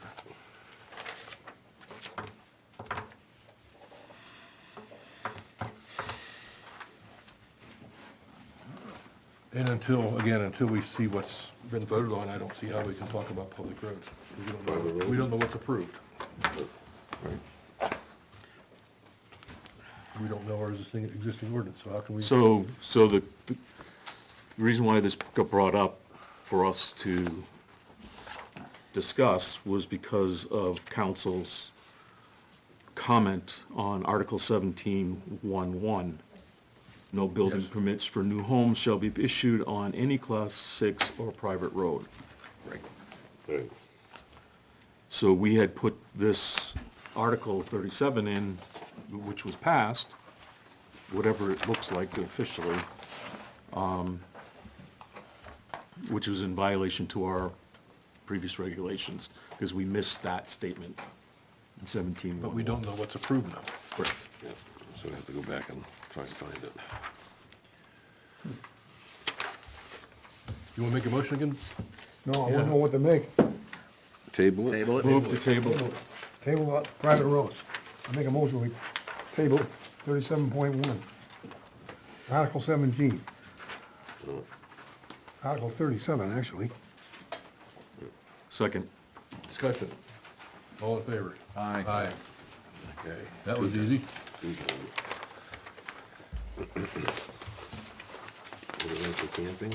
Craig, Article 3, I I handed Bruce the piece of paper from Romeo, and you guys never gave it back to me, so I have no idea what year the state code. Is that this? Look around, yeah, that's it. Glad you guys had it, I didn't.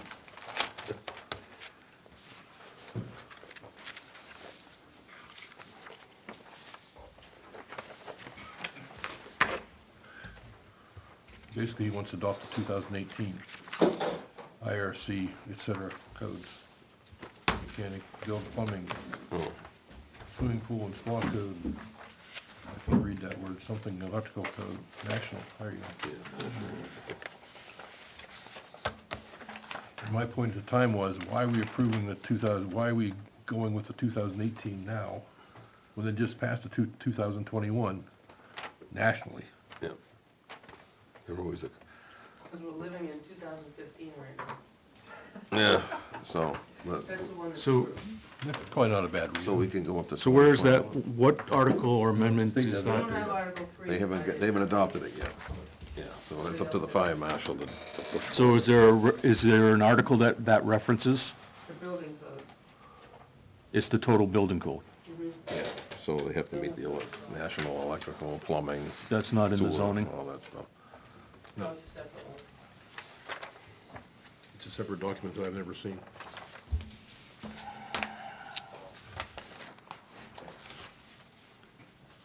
Greg, isn't it the case that if the town doesn't adopt the state building code, something more The more- limiting the than the more- state building code, the state building code is automatically enforced in the town? Whichever one is the stricter. More stringent, Yeah. yes.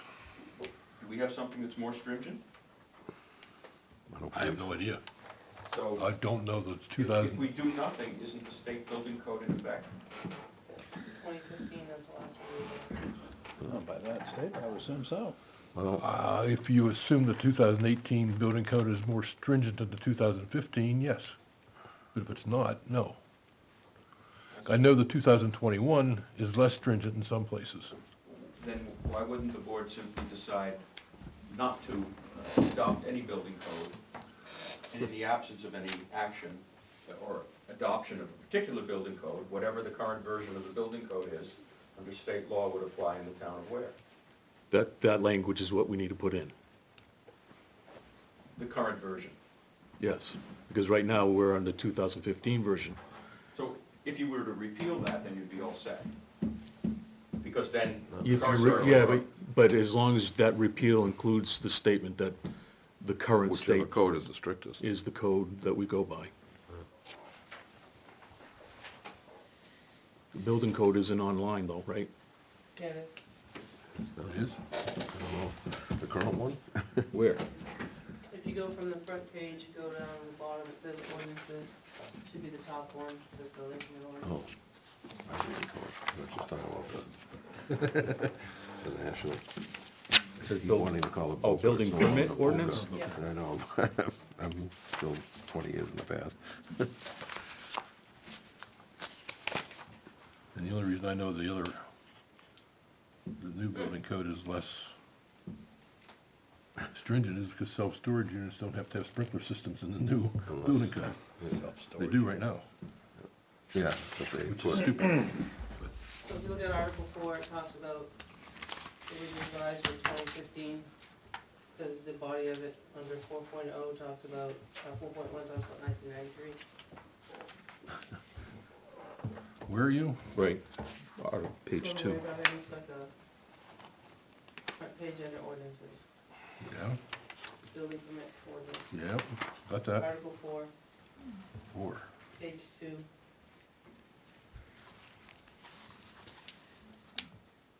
Yes. It was revised with a 2015 code, right there in bold.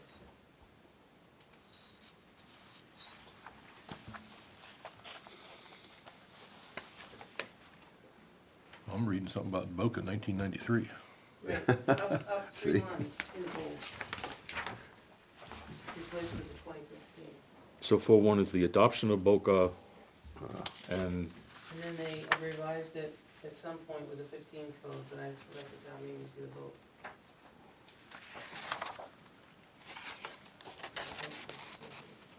so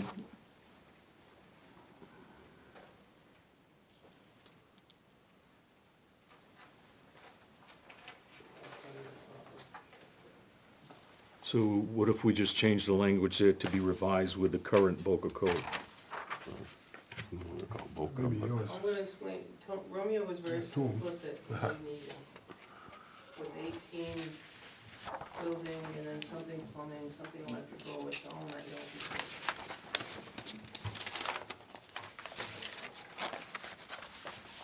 So then why do we reference Boca at all if we're gonna do that? I don't know why it's in we don't call that anymore. there. It talks about the NFPA, it talks about the National Fire Code, it talks about another NFPA.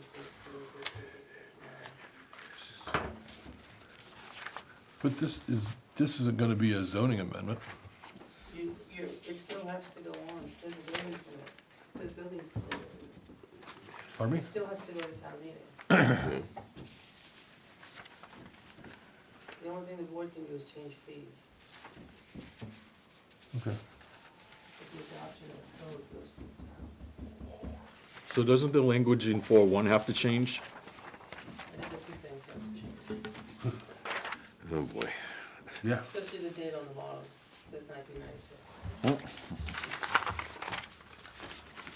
Effective date 1996. Well, it says on the top, Article 4 in bold, then it says to be revised with 2015 codes. Right, but no one changed the date they did it, no one did it.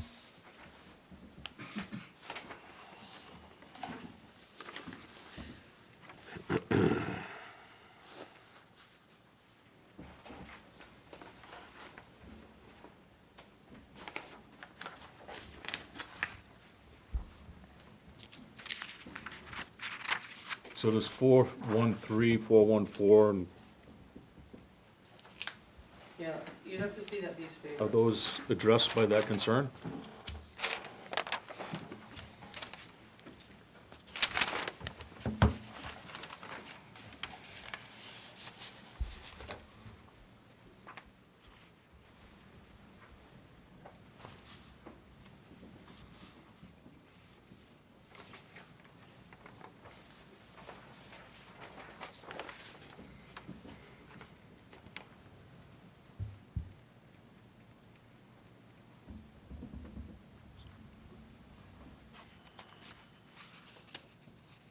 Sounds to me like we have to rewrite all of Article 4.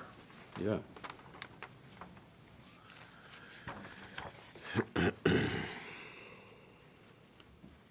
Well, especially with what he references here, the Boca's not even listed. Yeah, Boca's not such a thing anymore.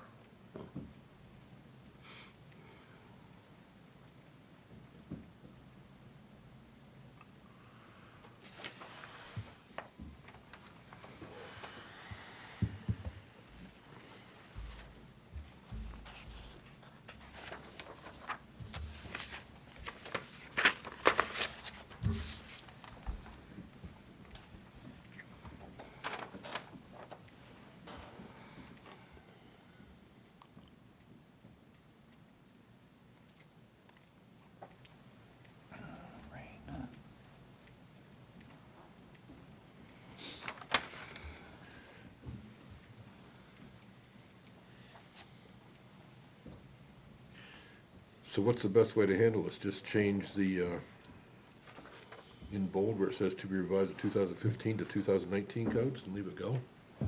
No, because it doesn't address these specific references, because he's specifically referencing I know. It's probably in the new. 2018, but you're saying it's coming up that it's new stuff. But then at They've been the adopted. bottom, why reference those codes when at the bottom it says future automatically adopted as a matter of course? So if that's the case, then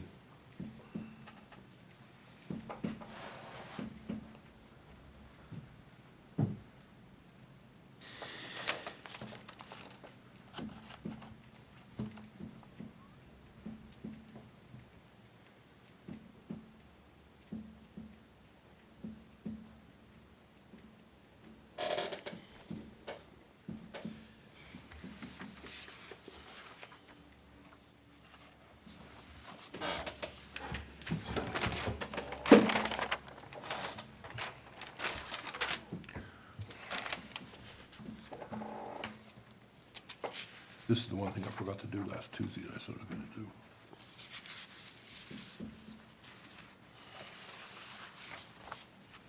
Well, if you advise it to adopt the 2019 code or 2018 code, that suffice to cover some of those. IRC can't stand for, International What's that, IRC? IRC. National something code. But if you adopt that, that'll probably fill that void that he's asking for. It's in conjunction with that.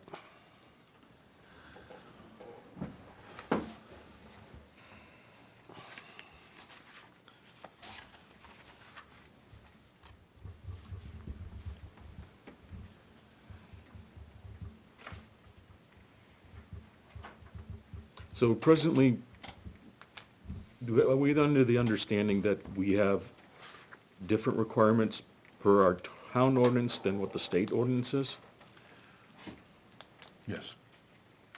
And this one is the national Because there's code. a reference under building inspector code enforcement referencing the state building code per RSA 155-1.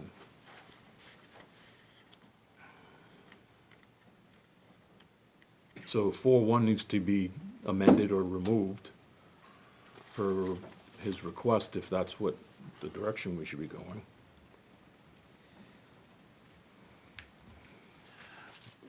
That, or is he looking to beef up certain areas so it meets the national code? He's just trying to reference the national code. Yep.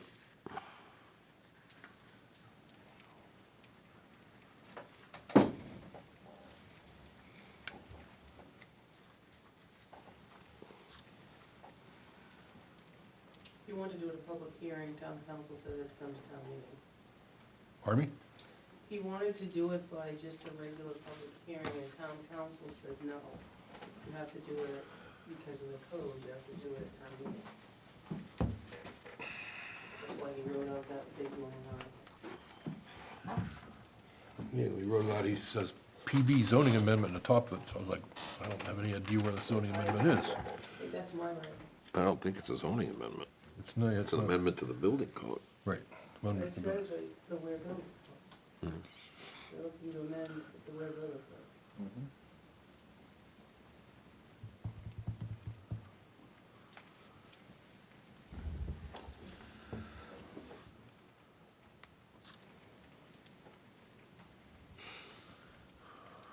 But I think he's an electrical and plumbing code on there too. Yeah, if you adopt that. He has plumbing, swimming pool and spa code, national electric code, plumbing, mechanical, energy conservation code.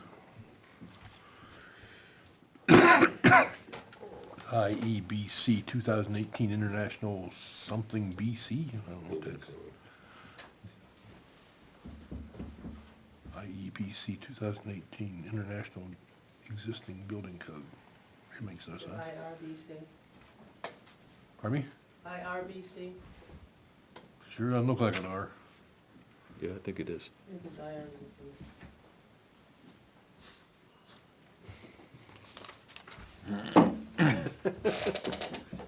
Either way, we gotta figure out. IRC, it looks like, and then he's got IEBC, Yeah, electrical, that's the They're electrical. two separate codes. Yeah, one of them is the Existing electrical, building pertains to more commercial, existing commercial buildings. plumbing code. It all comes under the national code is what he's referencing.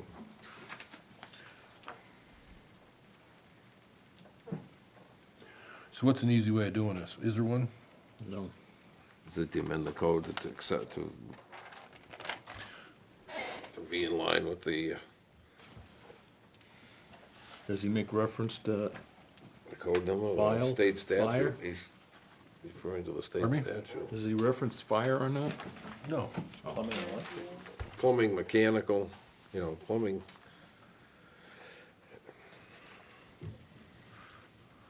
Fire has certain responsibilities under the code, like for Yeah, that's- furnaces and such like that, if they require sprinklers. Do we have that requirement presently? We got NFPA 13 installation of sprinkler systems, NFPA 13D standard for the Abbott Avenue. Yep. NFPA 13R, another standard for installation sprinklers and residential occupancies up to 4 stories in height. Yes, we have NFPA in here. Yep.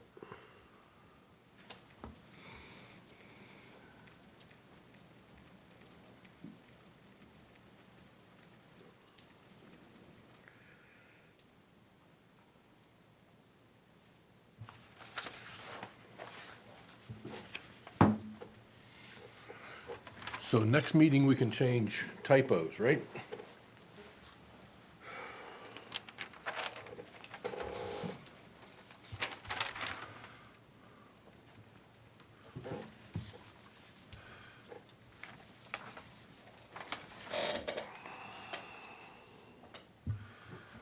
So really, all we need to change is 4.1. So we can make 4.1, instead of saying adoption of the BOCA, we could say adoption of the 2018 International Building Code, is that what it's Yep. called? International Building Code.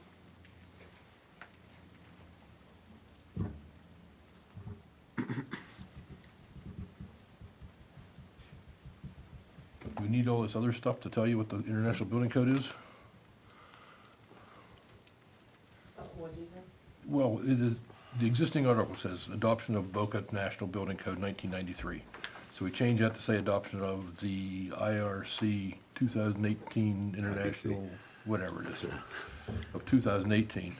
Why do we need the rest of it? It says a certain document, 3 copies of which are on file in the office of town clerk, in the office of board of selectmen, and the office of building inspector of town of Weare, being marked designated as the Boca, blah, blah, blah, blah, as published by, why do we need all that in here? I don't know who put it in there. We did it 1993.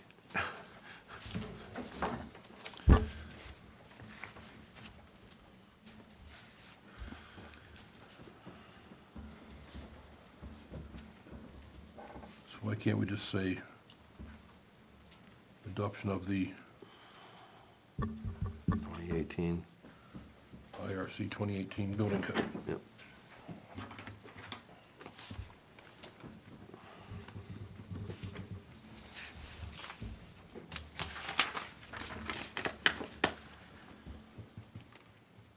But that doesn't solve the problem. That means when it gets updated, whatever it is, 2020, we have to come back and amend that again. So our section of amendments is gonna continue to grow. Yeah, well, they change, guess you gotta change it with every time the code changes, so.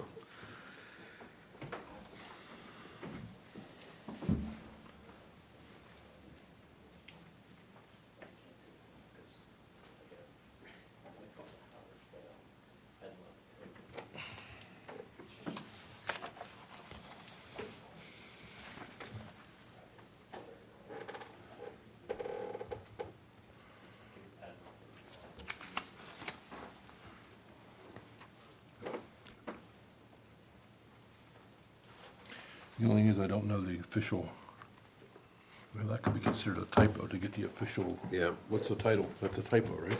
Yep. Right now, what was given you, so it could be a typo. So I can leave all that crap in there about the 3, certain document, 3 copies are on file, yeah, Yep. whatever do. Designated as.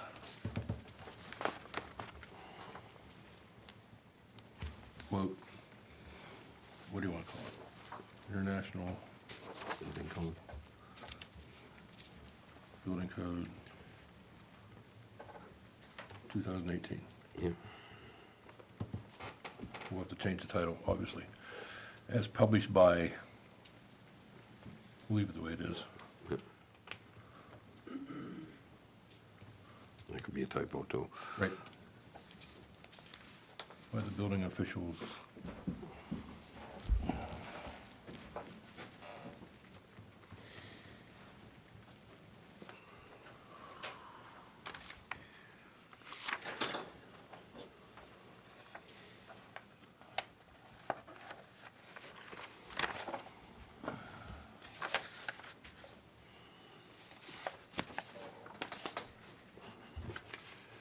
So all we'd have to do is say, after we say, and is hereby, oops, as published by the building codes and code administrators international. Hang on, let me write that down.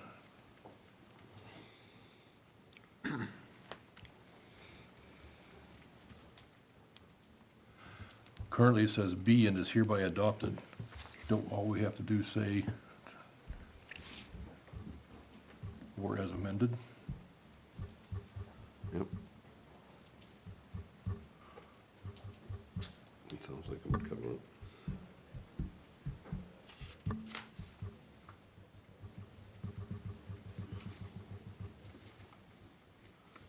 Be and is hereby adopted as a building code of the town of Ware, yabba dabba doo.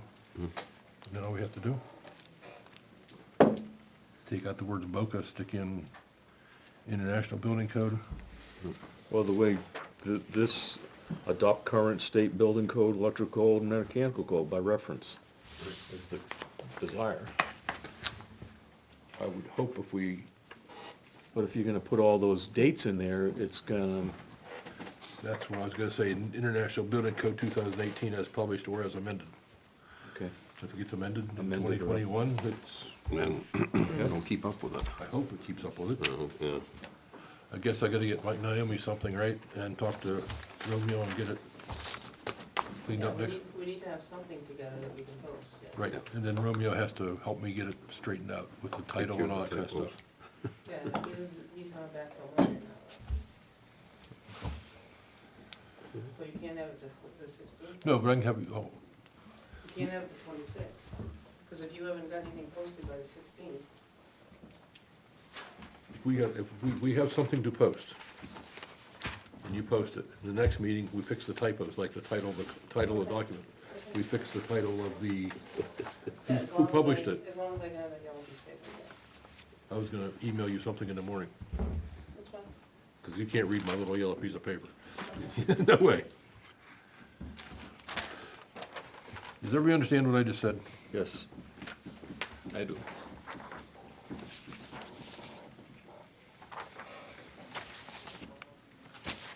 Because if you're gonna use the 26th, I need to post it tomorrow by 5. Tomorrow, Next meeting. okay. I will get it to you tomorrow by noon. No clients have emailed me yet tonight, so. So did you make a motion, Pastor Bill? Is that what you did? I don't know how the language down pat from what you said, I so know, if you me can either. move, I'll second. Make a motion to amend Article 4.1 of the Building Code to say adoption of the IRC 2018 Building Code. And then the third line down, it currently says the Boca National Building Code, 12th edition, 1993, gets changed to the International Building Code of 2018. And where, as published by the building officials and code administrators international. Sorry to interrupt, just a PSA, the front deck is a sheet of ice. Ah, When thank you're you. walking out, because it's now pouring out. Right. Nice. Chuck, you were right. I told you. I know. Wonderful. I'll walk the back, I'll walk around the building. As published by the buildings, there's a B, or international, or as amended, be and is hereby adopted. Second. Thank you. Discussion. All in favor? Aye. That's gonna stay out, because I can do that tomorrow, first thing. I assume everybody's here for the campers discussion, not for the frontage discussion.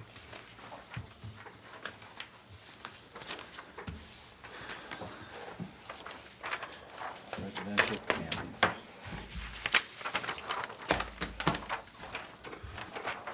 So Tony brought this up, speaking of the code enforcement officer. Bruce brought this up last meeting, and we all kind of said, why is he doing this? I don't understand it. So I emailed Tony and said, I don't understand. He emailed me back, and then I went and talked to him too. His email said, since becoming zoning enforcement officer, I've noticed there has been a significant increase in the amount of campers being used as residents. Several surrounding towns have ordinances that govern the use of campers. This includes where they can be placed. There must be a permanent dwelling already on the lot, et cetera. Time frame of use, provide documentation on the sewage disposal. Sometimes require a permit from zoning as well. There certainly is other things that can be discussed. So he got this from the town of Belmont. So I changed, I think the 1201. What you have there is not what I have. This is the, where'd you get that? oh, in the pile I had here. Which one is that, Chuck? Article 38, residential Yeah, camp. that's what I have. That's what he got from, Oh, his I one- think you stole my pile. Well, I think I stole his pile, but here, I'll give it to you. So 30, so he's quoted as 37. It's actually the Yeah. same thing. It's 38. 38. 38. Yes, because I didn't know the private road thing was there. So everything where it says 37 should be 38. Yes. And if the bottom says 12.8 should be a 38.8. Right. So the 1201, 1201.8 should be there's a 38.8. 1201.2, and it should be a 38.2. Yeah, anywhere 1201 is referenced, it should be 38 something.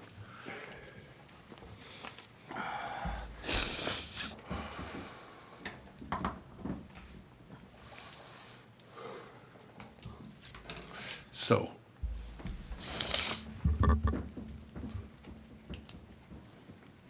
New article entitled residential camping.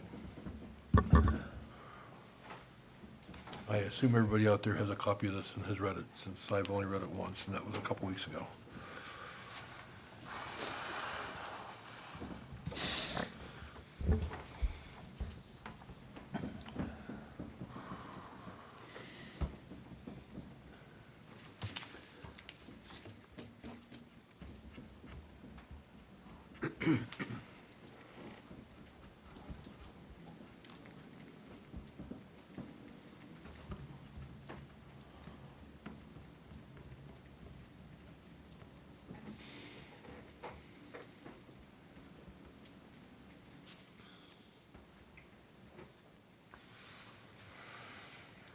It's pretty cut and dry.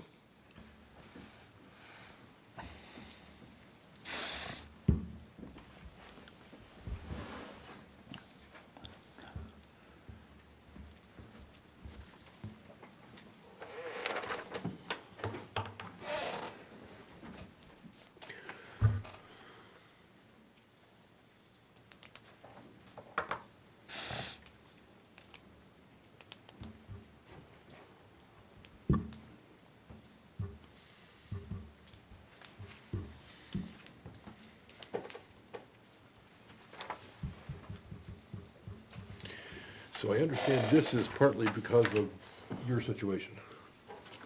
But I'm not sure of that. No, it's others as well. Yes, and Tony mentioned there was several others, but No, I mean, we had one that was in the news not too long ago. It ended up on the front page, somebody living in the camper out in front of their house because the house was trashed. And it's a good and reason. other reasons So, too. okay, but that's a good reason. Yeah, well, it was due to a lot of other, it ended up in court, so.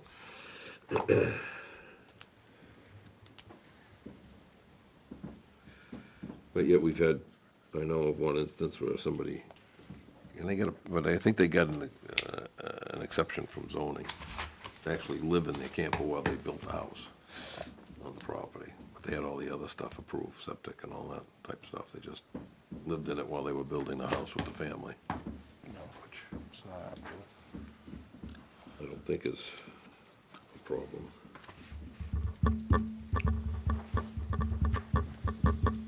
Can I ask a question? Where my first instinct is to, in the very beginning, put a period after the word property, so it says non-commercial recreational use of a residential property, period. Yeah, Doesn't matter if family, friends, the property owner, long-term renters, that doesn't matter, it's the property. yeah, strike the rest of it. That's my thought, right away. Looks like extra words that could just. Well, there's a reference later on concerning,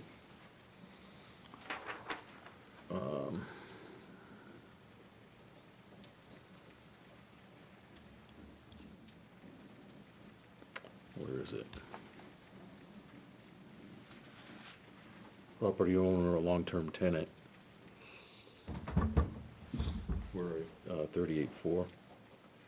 Yep.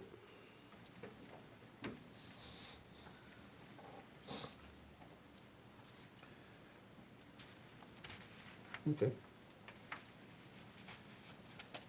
Guess that doesn't conflict.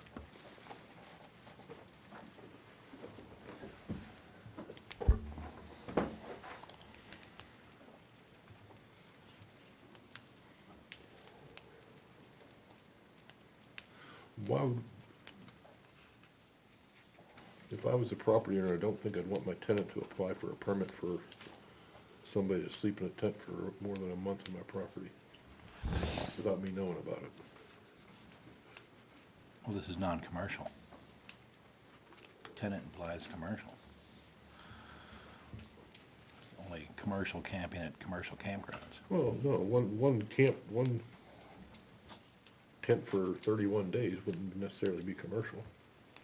Well, if you use the term Well- tenant, though, that means they're getting some sort of, well, I don't know. I think we need to Hey, strike that long-term tenant because 38.8 says no commercial camping allowed except in an authorized Yeah, that's what I'm campground. If saying. a property owner rents Yep. out the primary residence of the loss, this will constitute a commercial arrangement for the purposes of the article. The property owner shall not camp on this lot except under the terms. Okay, so we strike word long-term tenant greater than 30 days. Interesting. Well, mine is numbered, different. Oh, you changed it to 8. Yeah, yeah. Before you do that, would we like to hear from the public? Not yet. Thank you, sir. Shortly.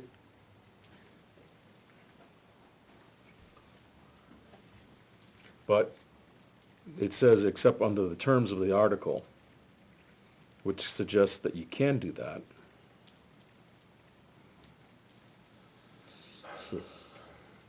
I think we should just put a period at the end of lot and get rid of except under the terms of this article.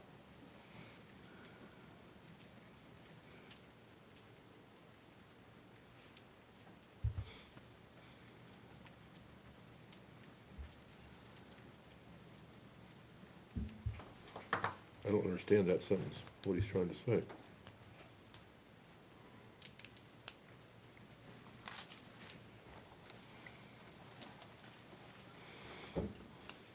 It's trying to say that if you rent your main property, it's a commercial entity now, and it violates the definition. Okay. Non-commercial recreational use. So it closes the loophole that if he wants to rent out his house and then live in his camper. Yeah, that's he not can't do that. permitted, right. So Oh, okay. it closes that loophole. So period after Lot. if a property owner rents out the primary residence of the lot, period, The second lot. second lot. Okay. On the next last line, Yeah. shall not camp on this lot, period. Period.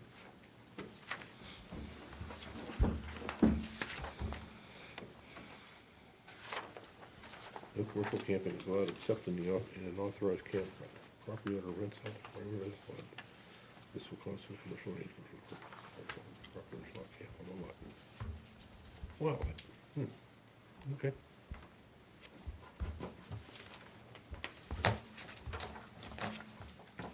I'll be back.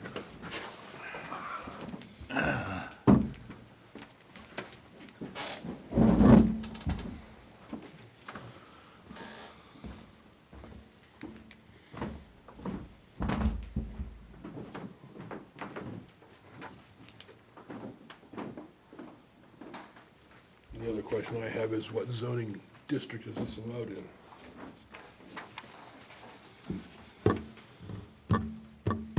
It's a whatever falls under a residential lot.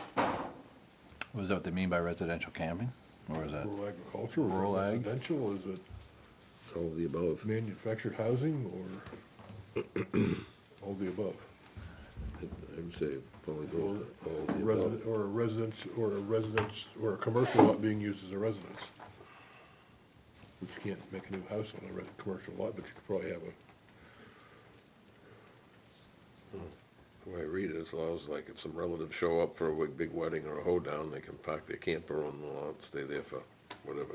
one guy can, Huh? one can. Yeah, one can, unless you get a permit for two. bride and the groom can stay in the tent. Tent, Everybody they else could- has to go home. Yeah, well, you stay in a tent.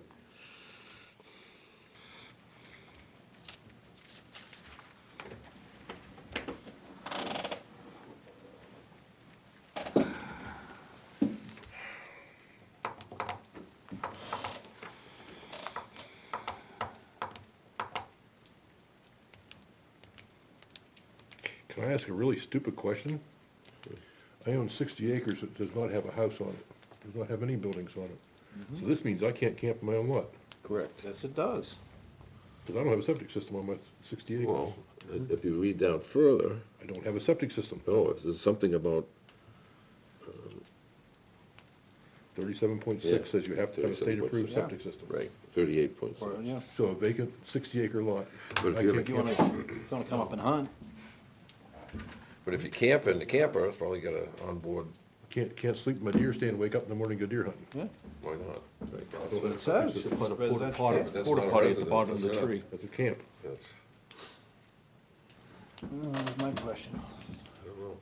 You're out there in a tent, Sure. go camping in a tent all the time. Do you have a septic system? It says here I have to. Again, what are we trying to do? We're trying to keep people from staying in campers and things on a lot On their own land? when there's already a house on it. Well, this one Having says, several campers and things like that on it. well, this says there has to be a home on it, right?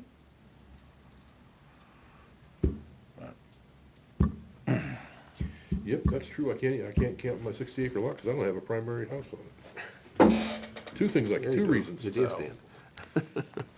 That is true. That's not a primary dwelling unit.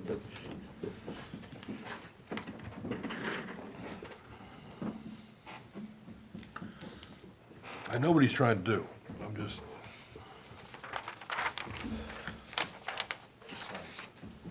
I'm not saying I disagree with what he's trying to do.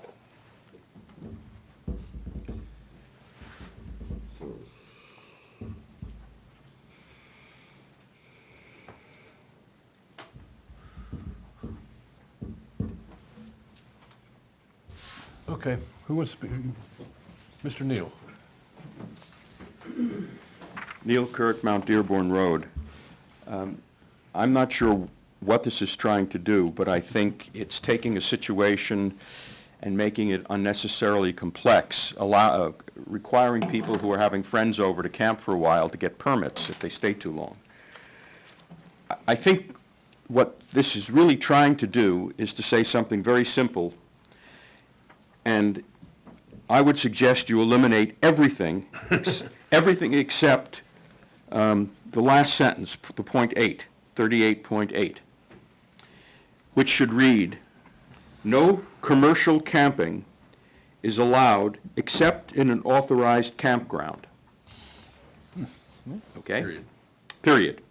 And then, if any residence on a lot is rented, this will constitute a commercial arrangement for the purpose of this article, and there shall be no camping on this lot.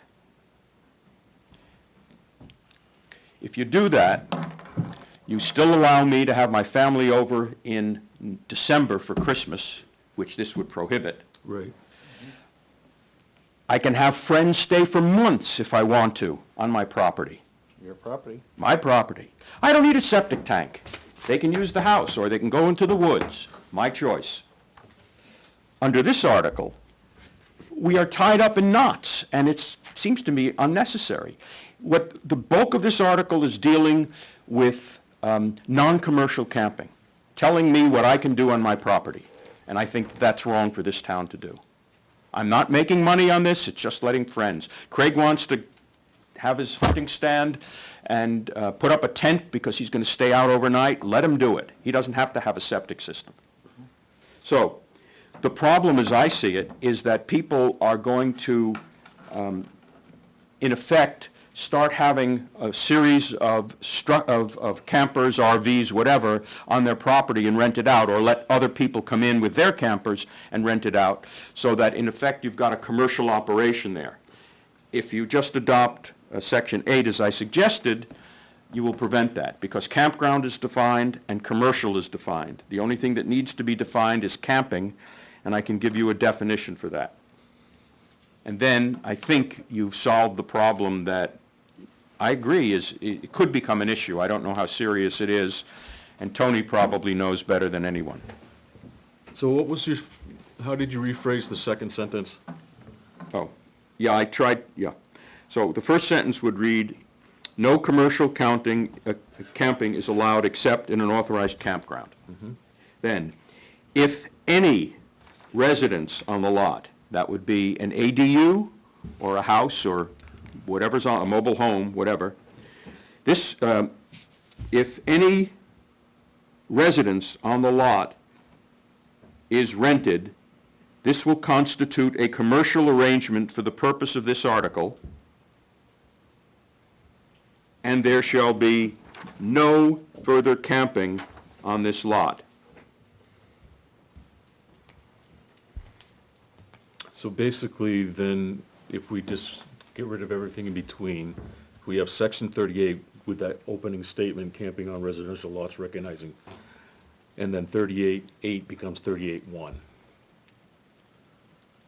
I don't think you need section 8, the beginning first section, one. the introductory So it section. would be just section 38, period. Right, and somewhere, and this would apply, I assume, in all zones. This is not just in a residential or a village or RA or industrial or commercial. I would also put in there for the part of the definition for camping would be tents, camping trailers, or motorhomes, at least that way. My definition of camping was this: camping is the use of tents, motorhomes, That's in the first- recreational vehicles, trailers, or similar shelters. That's in 38.1, it says, camping tents, camping trailers, motorhomes. Yeah, I mean, unattached to the ground for human shelter. it could be attached. No. Tents attached to the ground. Tents attached to the ground.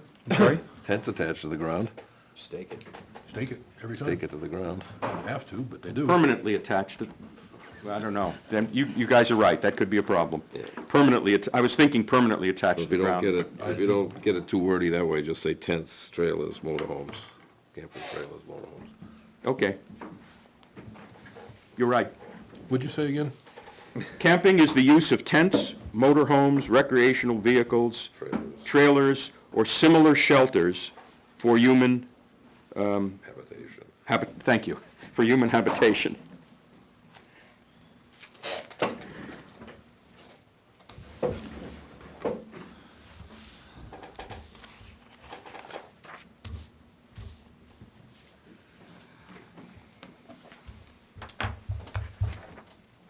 Now let's talk about enforcement. No. He's the one that brought it up. My neighbor has this RV on his property, and I know damn well the people going in and out are not his relatives. So I call up the code enforcement officer. They don't have to be relatives. No, Could be friends. Can be friends. right, But he knows that, but I know that they're not relatives, and I assume that relatives, I understand your scenario. and I'm going to assume that they're not friends either, but I may not know that, but I certainly know something about his relatives, because we're friends. So I call up Tony, and Tony then presumably comes out and says, I have a complaint from Mr. Kirk, or I don't think he mentions names. I'd like to find out if this facility is being rented, whatever the camper is. The people can lie or not, but assuming they don't lie, then Tony can enforce the ordinance. If they lie, then perhaps he has to do some further investigation. But this is readily enforceable by the code enforcement officer on a complaint. So presently, we don't have anything, yet I know a neighbor up the street from me reported his neighbor because the neighbor's father was living in the camper behind the mobile home. And I'm not sure if it was code enforcement or health department came and they had to leave that dwelling. The father couldn't continue to live in the trailer, the camper. For what reason? I don't know, other than that's what was reported to the town hall and A then. health issue would be different, Right, so I'm not sure, I don't know the minor details of that. but assuming it wasn't a health issue, there's nothing currently that prevents me from doing that, assuming Dad wants to live in the camper. So if we need to then expand our definition so that we understand that not only is the residence not rented, but the camper can't be rented. In the intent of this is not to have your That's- neighbor That's what who, he covered with That's the first initial sentence. statement. No commercial camping is allowed. correct.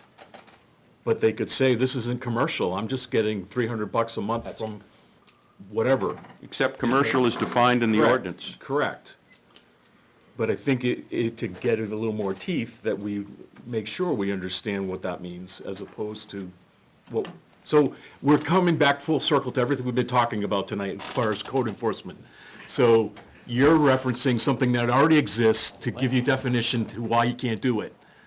But then it comes back to, well, I'm just getting the electricity paid for, that's all. I'm not making any money on this.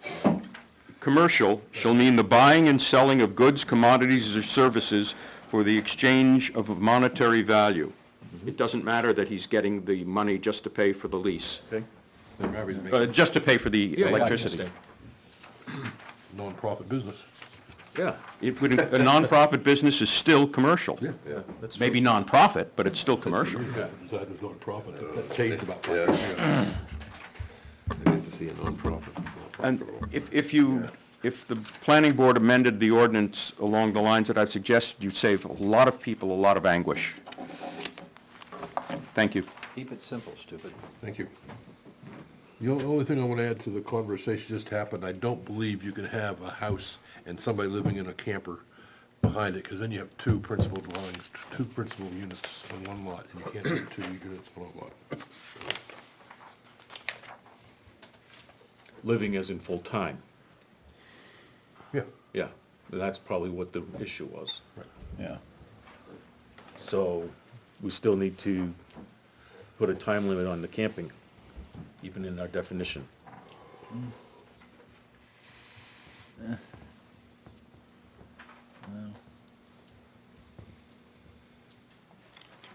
No, because it would be covered by that, what he just said, it would have two primary residences, right? So the time would. Yeah, well, it references prior to that, at 38.4, about, 10 days on one part and no greater than 30 days. And we're gonna strike all that, remember? So, yeah, so I'm saying, but I mean, Yeah. there should be a time, if you're gonna do that, a time limit and what. Even campgrounds give you a time limit most of the time. Yeah. 2 weeks. Obviously Neil's gonna say something about temporary. The pastor made an interesting comment. There's a definition of dwelling unit in here on page 14. A room or rooms connected together, forming a habitable unit for one family with its own bathing and toilet facilities and its own living, eating, and sleeping areas wholly within such rooms or rooms connected together. Now, arguably, that could be an RV, Correct. Sure. Yeah. because it doesn't say attached to the ground or It says, something like that. could be a. Bunch of yeah, rooms you can eat and sleep in. Could be a connex divided up.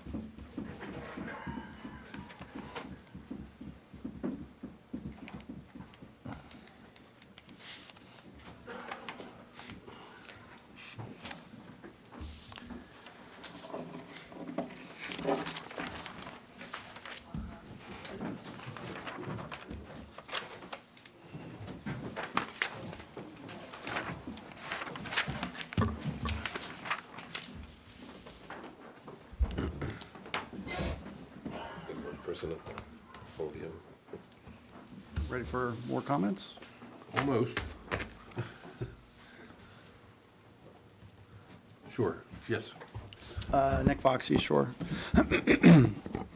So again, there wasn't really, well, first of all, to start off, all the stuff that was handed out tonight was not available online.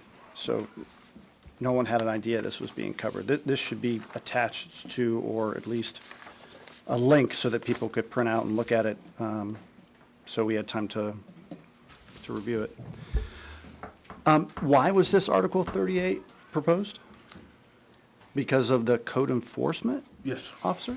yes. So how many examples of problems has he cited to bring this Article 38 to the table? I don't remember that. I don't know if he gave me a number. I was under the impression many. Because what I've seen in the past in articles and well, not warrants, but articles and zoning thing and planning things that are looking to be added, they use words like many and a lot, and then when we ask, there actually isn't any, or there's one. Going back to the short-term rental, there are definitely some issues that need to be handled, but I do not believe an ordinance should be put in place to handle one or two issues. Going back again to the short-term rental, since that seems to be where this is coming from, I don't believe that this is coming from there at all. well, if you look at the Airbnbs and the rentals that are online, they actually do rent tents, they do rent RVs, they do rent campers. They very, very well may, but I don't believe that that's the purpose of this article. Okay, that's your opinion. I think this is the workaround, because I don't see the short-term rental thing going through. So I know you guys tabled the other thing, which is the auxiliary unit. I think that also was, again, a workaround for that. So kind of a weird, stupid question, too. This is the planning board, correct? Yes, But this is a zoning ordinance. yes. That's our That's job. part of the planning board's job. Okay, just checking. We recommend, and we recommend zoning ordinances, changes and revisions to the Okay. town meeting. The definition of commercial that was just brought up was very interesting, because with that definition, there would probably be 3/4 of Weare that would fall under that definition of commercial. But again, you're separating out and targeting specific people because it's either a cause of a strife or cause of something that they want to bring up. I get that. But those issues, if it's noise, or if it's littering, or if it's whatever it is, should be handled individually, not an ordinance. But with that definition of commercial, anybody selling eggs in Weare is under that same That definition. commercial definition has been there for as long as I remember. So then you guys need to clamp down on every single person that We're not runs enforcement. a business. We do not do enforcement. Planning board has nothing to do with enforcement. So we don't clamp down on anybody. But you're targeting specifically No, we're not. someone that's, We are not targeting anybody. yeah, it's someone that's Code renting enforcement, code out. enforcement officer suggested a change in the zoning ordinance to the planning board. We are discussing the change with the code enforcement. Yes, what I'm saying is you're targeting specifically someone trying to make a little money on their property. It just so happens that the money they're making is from someone camping.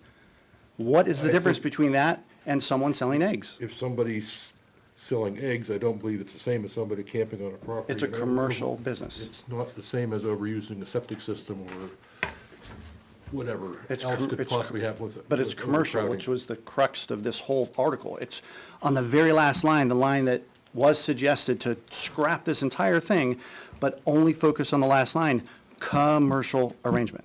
And commercial arrangement is goods and services with money. With that definition, that applies to every single person that has a business in their home and Weare. No. So what I'm saying is, you are setting up this town for massive Okay, lawsuits. But back up a little bit. Yep. If you have a business in your house and where, Hmm? it may be allowed How would that be allowed? by the zoning ordinance. Where in the zoning ordinance does it say it's allowed to run a commercial business in a residential home or property? You really want me to read this to you? Since you don't read it? Under residential district 17.3.6, home shops such as electrician, plumber, or similar tradesmen which shall be shown to be of such character as to not require outside storage, visible to surrounding properties, yabba dabba do, that's an allowed use. Home-based business or home occupation such as, but not limited to lawyer, doctor, realtor, accountant, or notary. Also including not limited to beauty shop, music teacher, tailor, or other personal services is allowed use. That's in the residential zone. If you go to residential agricultural,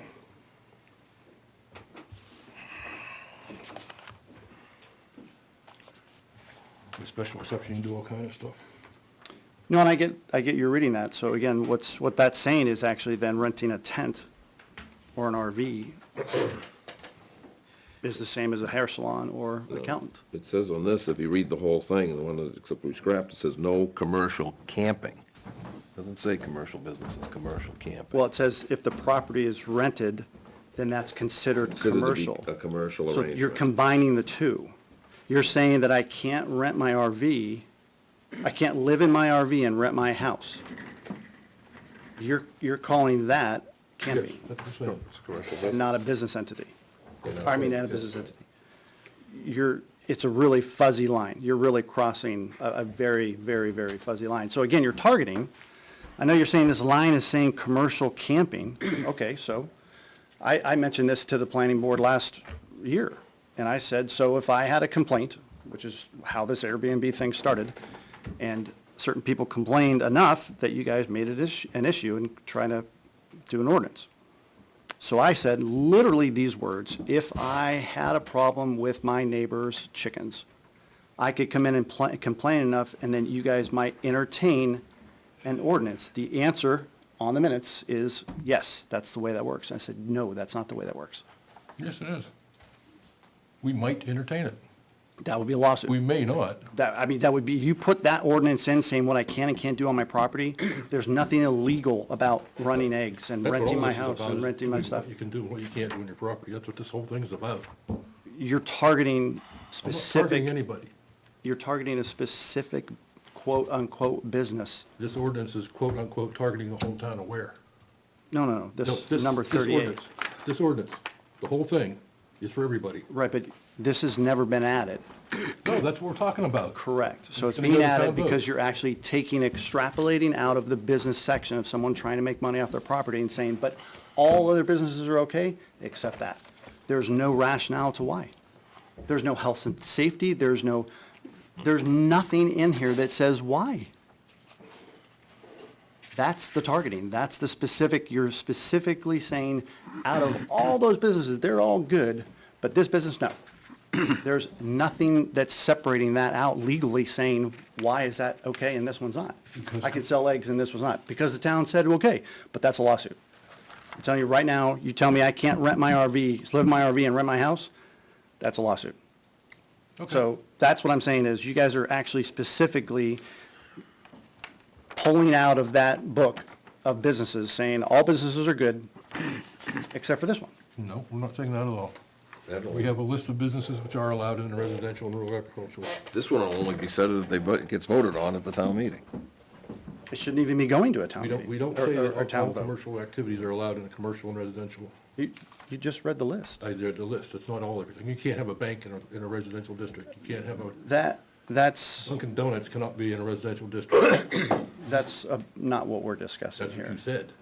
You said all commercial activities can happen except for this. Ones that were listed in there. Okay. That's someone trying to make money off their Maybe you property. should read this before you come back and, You don't have to Complain act anymore. like that and say that it's don't Dunkin'. either. I'd never mentioned Dunkin' or bank. you don't either. I'm not acting like anything. I'm just stating the facts. You're specifically telling me what I can and can't do on my property. Anything else? Yeah, this is the workaround from short-term rentals. You already said that. This Anything all of a else? sudden magically appeared You already said that. Anything else? after. You gonna keep repeating yourself? Or are we done?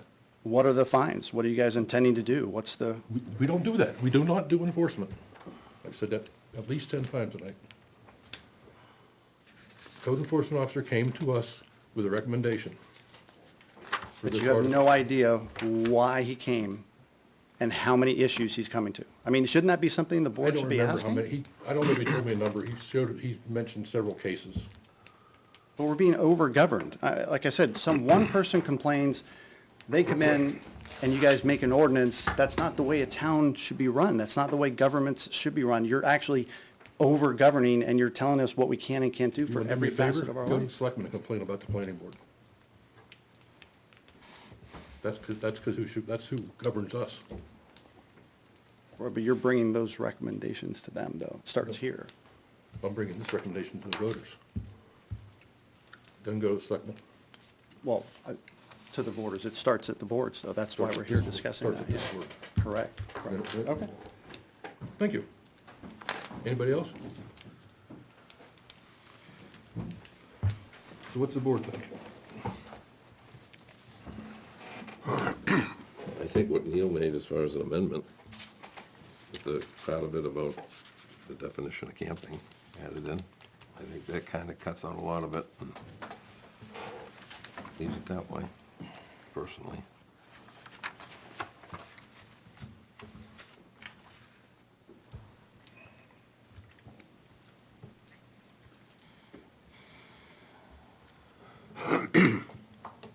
Where is commercial camping addressed? To be honest, I don't know, but it's probably in the commercial zone. Yeah, yeah, like, We don't have commercial, we have zoning. Yeah, Oh, you think it's in the commercial zoning in there? Definition refers to RSA 216-1114. comes under the state statute.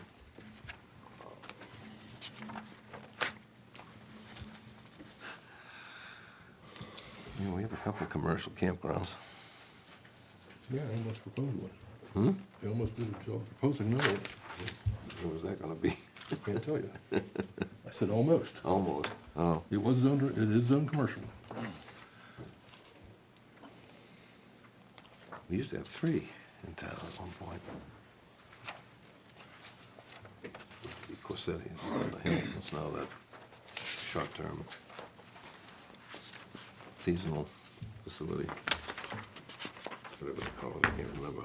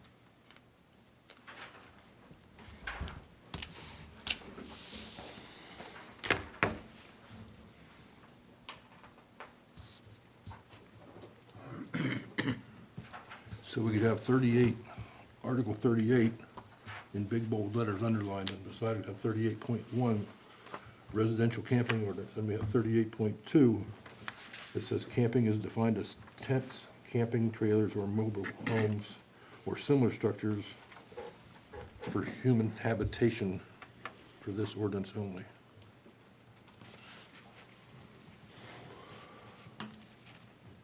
So you can't go stick that someplace else.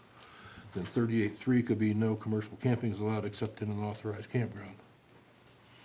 If a property owner rents out the primary residence on the lot, this will constitute a commercial, oh, This will, I lost it. yeah. If any residence on the lot is rented, this will constitute a commercial arrangement for the purpose of this article, and the property owner shall not camp on this lot.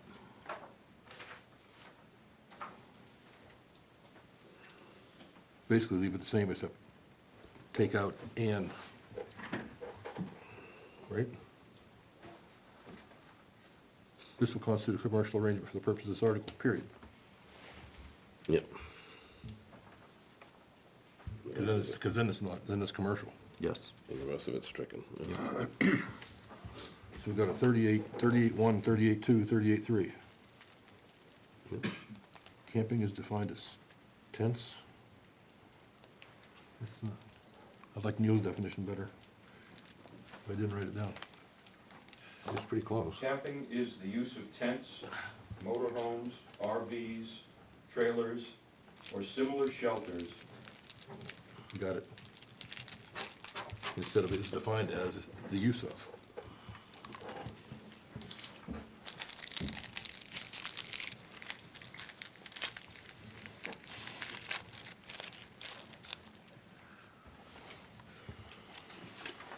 Comments?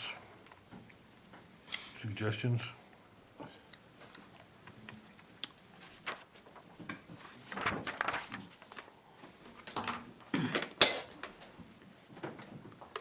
If someone's renting, I mean, mean, I'm sure there's something exists that would address this. If someone's renting a non, you know, if they're renting a campsite on their property currently, it's a commercial interaction. Isn't that covered already by something in the existing ordinance? If it's not been approved as a business?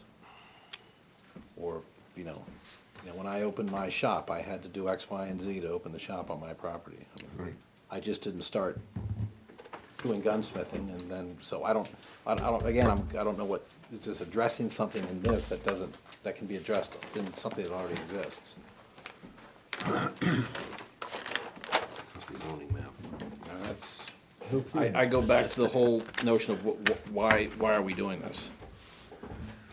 And if there's not a way to address it already, but not having it in front of me and I can't cite it, I don't, you know.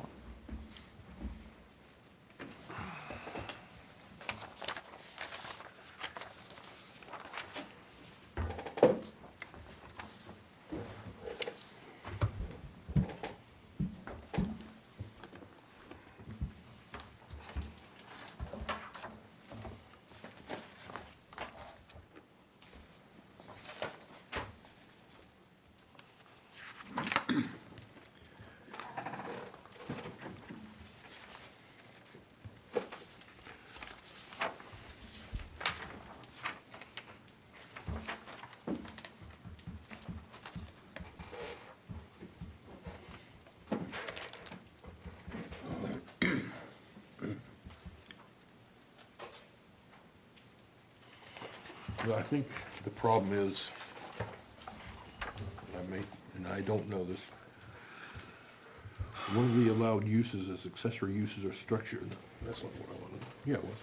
Accessory uses or structures and open use of land normally incidental to the permitted use of the premises is allowed Currently, currently, yes. it's allowed, well, I'm sorry, what's allowed? Accessory uses or structures and open use of land and normally incidental to the permitted principal use of the business, of the premises, excuse me. What are you reading from, Craig? 1725, page 22.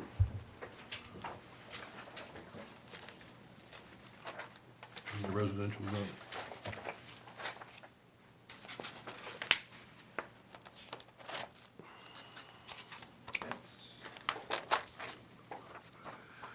So I can kind of see how Neil mentioned before, twisting words around how that could be turned into camping as allowed use. In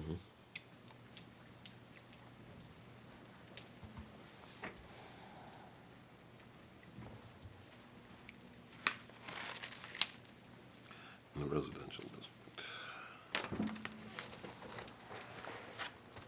I didn't see that in the rural ag.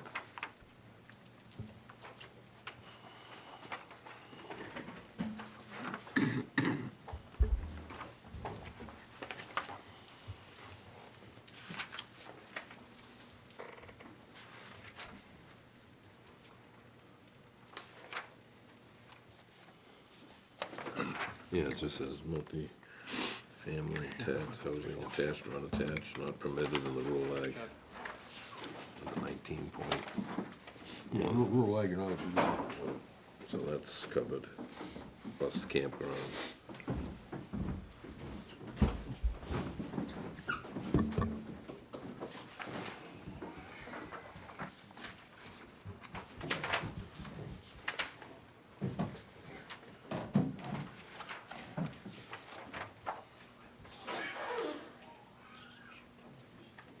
Chuck? This one will be sanded, so everybody can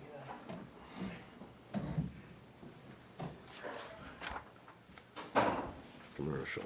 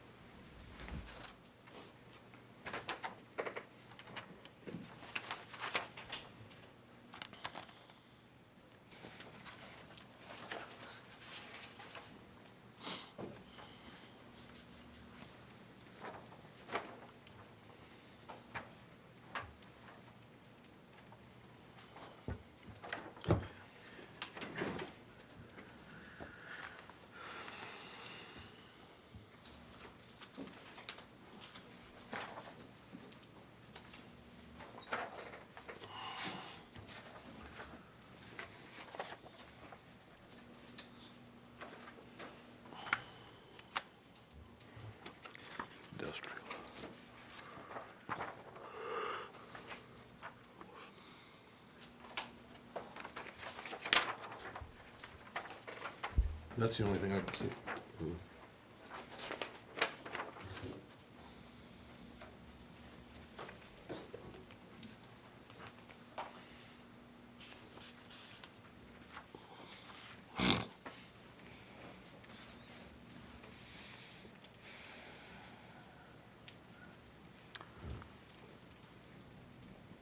What's covered under 2441, outdoor commercial recreational facilities?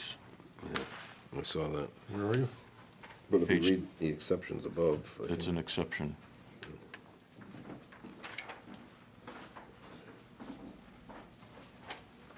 Would you read again? Article 24. yeah, which is under commercial. Commercial district? Yeah. Yeah, 2441 outdoor commercial recreational facilities. is by special exemption. Yeah, they have to have adequate water and sewer systems, meet the requirements of the state, the town. Would camping be considered an outdoor recreational? But that's specifically in, Yep. But every of these So- campgrounds so have we to have meet two water different- and sewer stuff, so Oh, yeah. the state's all over them. Oh, I have to. Huh? Big expense. Yeah.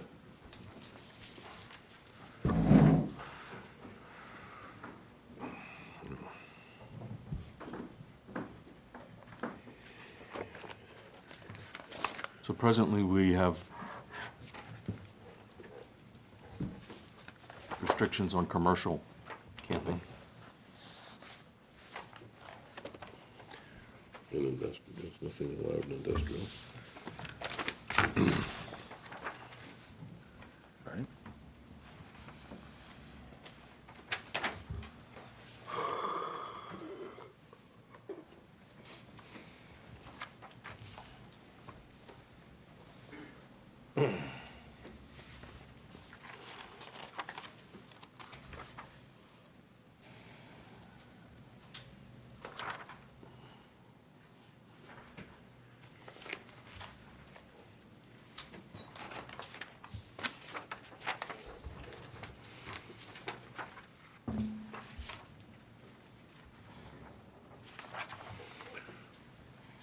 So for now, should we go forward with 38, with 38, 1, 2, and 3, as I mentioned, or should we do what?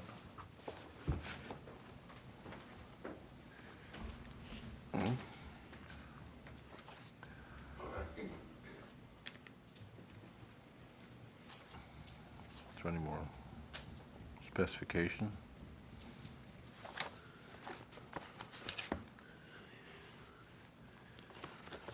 Pardon me? I said, was there any more specification in that, other than, had to have adequate water and? That's on the that's in the that's- commercial zone though. Oh, that's the difference. that's commercial then. Yeah. And you gotta get a special exception. But you would need a site plan approved by the planning board, who's gonna make sure then you're gonna have to get into traffic and trash and road width and fire and big job.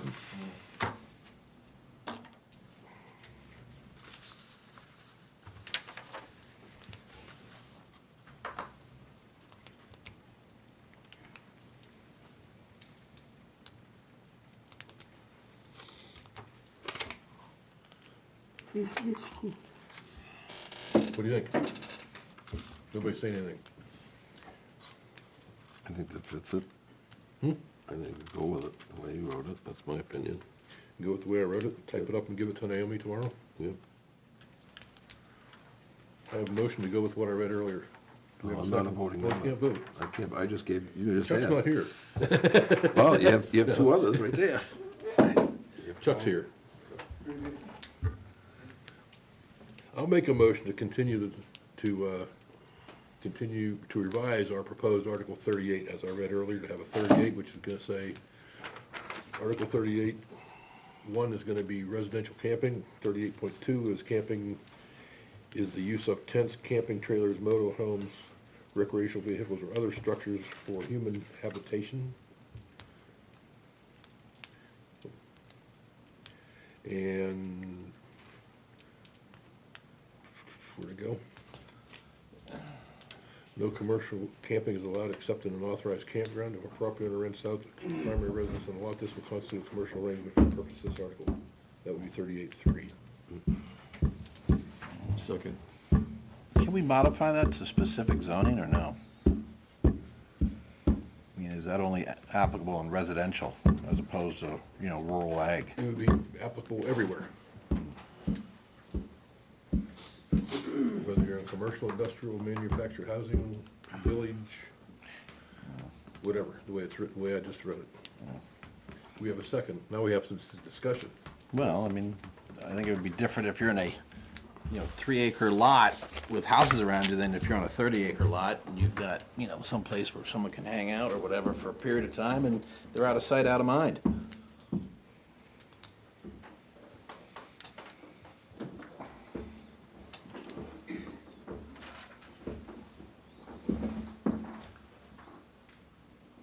You know?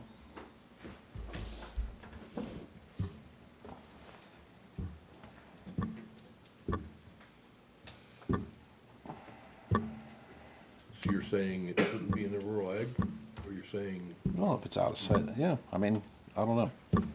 I just I go back to not, you know, someone's doing something on their property that is not really an issue. So if there's someone in, you know, on the back set of my property and they're camping for a while and, you know, hey, I'll pay you $100 a month if I can camp here for a couple months, cool. now you're talking commercial. Yeah. So, but in a area where you're not impacting directly the people around you. You can't see you, smell you, or hear you. But I don't know if you can get that. That's really workable. Depending on the zoning that you live in, right? Like certain commercial things aren't allowed in certain zones.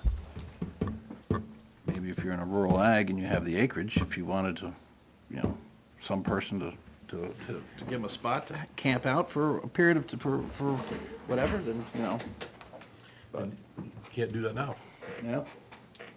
So if we can't do it now, then what are we doing this? Then you're allowed one.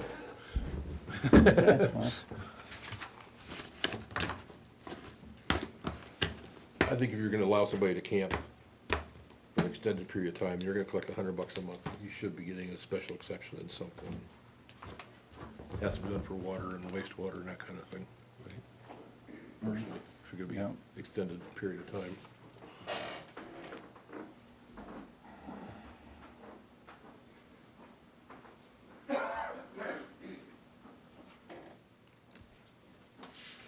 And by the way, this just brings it up again at the next meeting. This is not saying Yeah. we're sending it to the voters. We can kick it around more in Do you have time, well, do you have time for the next meeting to kick around more before? Do we have to do it in February? What? The next meeting we talk about this stuff is in February? No, you have to have it done. By, February. January 30th? The zoning amendments, Yeah. you have to have them done by the 30th. Oh, okay, If Yeah. you're going on this year, if you're not, okay. If that is rewritten, 38.5, would that be a consideration of leaving in with not having units in a setback area?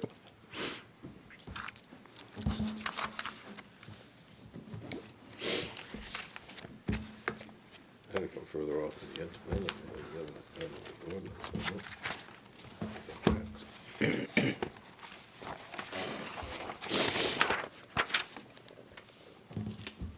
Just give it consideration. I am, what'd you say, Jeff? Wouldn't there other, as far as setbacks regulations, wouldn't there be other things further on in the ordinance that are already there for putting things in the setback?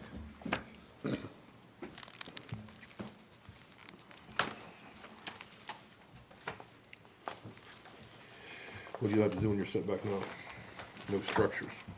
I believe that's what it says.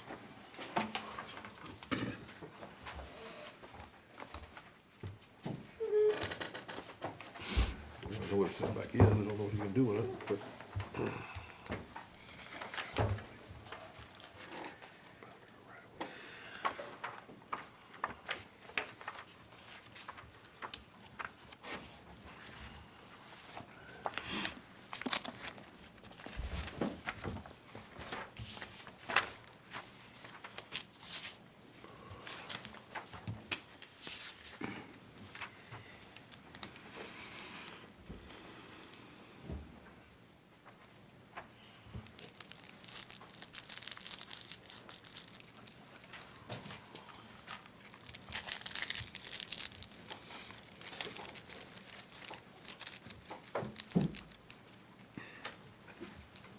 we had 38.4 to read the first sentence of 38.5.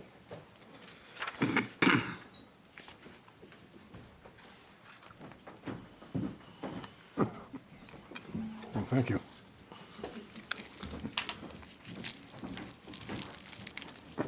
So you're saying leave 37.5 in? Just the first, till when it says within the setbacks, shall not be located within setbacks, period. Period. Yeah. And make that 38.4 in your list.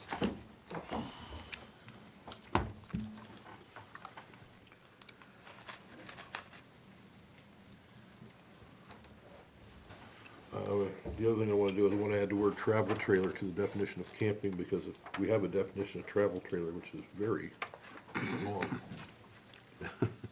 To be blunt, I'm not gonna read it. Is that definition located? Motorhome, van, pickup camper, recreational trailer, you name it.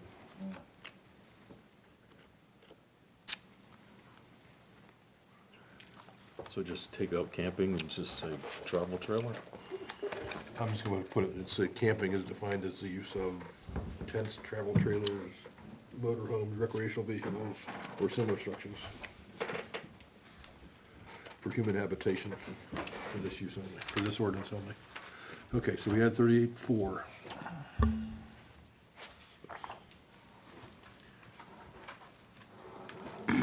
Saying they can't be in the setback. Correct.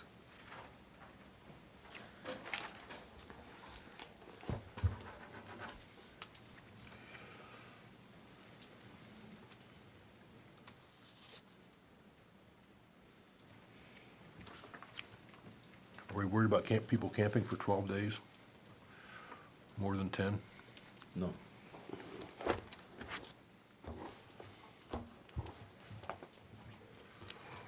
Neil has to have a place to put his RV when he comes home from Florida. So he can stay in his RV on Christmas Eve? Yeah.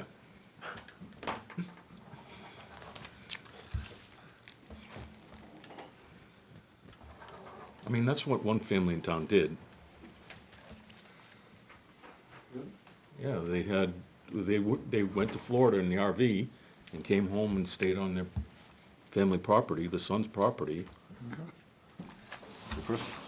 until he passed. And now they sold that RV and Moving on up, huh? they moved. Your jacket. Oh, yeah. Oh, he's leaving. Okay, you understand them, whatever. I'll type this one up too. I was just gonna say, you guys are muttered back and forth. I'll type this one up for you too. Just go with that, right? So what happened? That's all I pressed. Oh, Pass it. we didn't, We need to pass We didn't vote on it. all those in favor? as amended. Oh, as amended, yes. All those in favor? For what? To continue this conversation? Yes, till next meeting.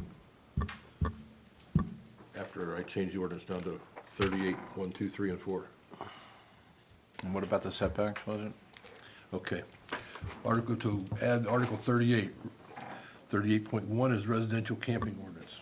38.2, camping is defined as the use of tents, travel trailers, camping trailer, motorhomes, recreational vehicles, or similar structures for human habitation for this ordinance only.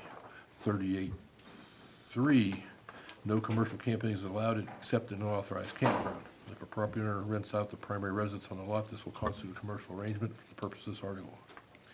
38.4, tents, camping trailers, and motorhomes shall not be located within the setbacks. Travel trailers. Make sure you put that. And travel trailers. It's consistent with the first definition. Shall not be located in the setbacks. That's it.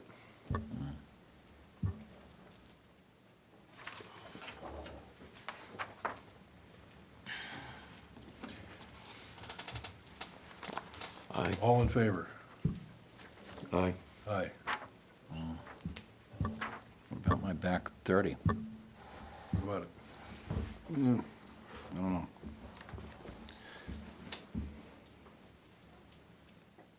Motion passes 2 to 1 201, he abstained because he's not saying anything. And I will forward all that crap to Naomi and everybody else. So last but not least, I thought, because everybody's still here, Non-conforming lots. is 17, And I think, what standard be careful, it's still in. Non-conforming lots? yes. Geez, We still got two more, we got your 3.5. So you remember Bruce came in and talked about, oh, I don't remember what it was now. He wanted to add a section to the village district. Oh, yeah, vaguely, Remember that? vaguely. And I said, why do you need a variance, because you don't, use an existing non-conforming lot. So I emailed Laura, because she's the one that said you needed a variance, I said, Or the explained to her that, I said, so why would you need a variance, because I assume I'm missing something. She came back and said, correct, section 3.5, existing 3.5, non-conforming lots, only applies to lots with, which lack the required area. It does not apply to lots which do not have sufficient frontage. Then I looked at it and said, huh, she's right. Notwithstanding the minimum lot area requirement set forth in 1.1 of this ordinance, a single-family residence may be constructed on a lot which does not comply with said requirements provided. It doesn't say anything about not having the required frontage.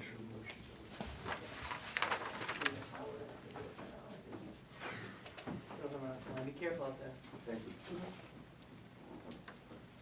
Where, So she went on to say, if you Let me interrupt just to say one nice thing.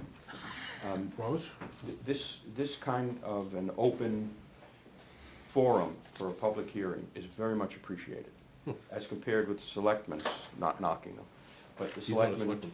No, I know, but he used to, where the selectmen would listen and not comment or say anything. Well, they would in a public hearing usually sometimes, but not in public comment. I stand corrected. But in any event, this was nice, thank you. Thanks, Thank Neil. you. that's what its purpose is. So she went on to say that if you'd like to modify section 3.5 to apply to all, if you'd like section 3.5 to also apply to all lots which are non-conforming, if you amend just 22.6.4, it'll apply to all lots. So I replied back to her and said, I knew I was missing something, how about if we do this? I meant, so she said she thought I was being too broad. She recommended something, I came back and said, okay, let's take this, go try again. So instead of what we have now, I think in the bottom you'll see I said, a residence may be constructed on a lot which does not comply with a said dimensional, nope, no said, with the dimensional requirements found in this ordinance. That way it's not just area. Table 1.1 only applies to area. So that way it applies to frontage, area, whatever. I think that's all I changed. You just took out table 1.1 and notwithstanding. I took the notwithstanding the minimum lot area requirement set forth in table 1.1 of this ordinance, comma, A, and took that out. So I started a sentence saying, A, Yep. residence may be constructed on a lot which does not comply with the dimensional requirements found in this ordinance. I have So a, you can put a duplex, you can put a multifamily unit, you can do whatever you want to on there, as long as you meet the other dimensional ordinance.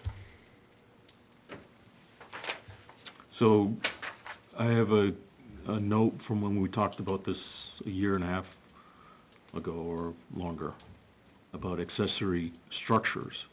We don't want to go there right now, do we, Naomi? As far as a shed in a non-conforming lot, how do you fit in the setbacks? That's where we had a lawsuit, remember, with the garage and the side setback? Correct. So when we put our trailer on our property, when I talked to you, I made sure we're behind the 25-foot setback on the trailer. Because we could have put it on the other side of the building and been in the highway. Because we're a non-conforming lot to begin with. Or you need a variance to put it where Right. Yes. Okay. But you can get a variance, though. if you're non-conforming. Correct. You just gotta go say, hey, I Well, wanna if put this here, it's non-conforming, can I get a variance to do it? So Laura thought that was fine to do what you suggested? Yes. Top free meal says that works for me. You read that? I read it. I got a copy of it. Okay. So, Oh, I'm gonna appoint Jack as a voting member now that Chuck left. Oh, yeah. Woo-hoo. For the last article. Put your other hat on that. Now he's gonna pay attention. so make a motion to strike not on Article 3-5, non-conforming lots, to remove notwithstanding the minimum lot area requirements set forth in Table 1-1 of this ordinance. Begin the statement at A, strike single-family residence may be constructed on a lot which does not comply with the, strike said, dimensional requirements found in this ordinance, strike Table 1-1. Provided the rest stays the The same. rest is the same, right? Yeah. I'll second the motion. Discussion.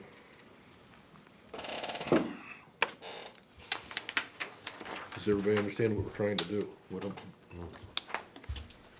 Clean up a lot of confusion. To get rid of some confusion, I hope.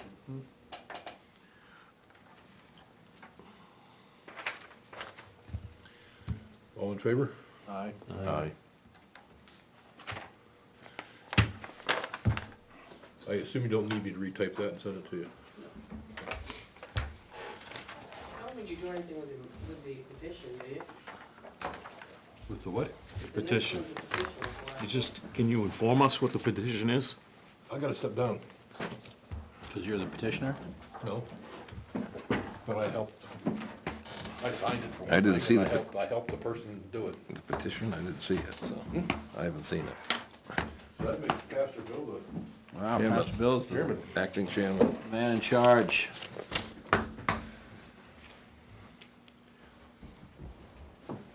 Yes, I recognize you. Can you state your name? Oh, I'm Craig Francisco with Bedford Design Consultants right now.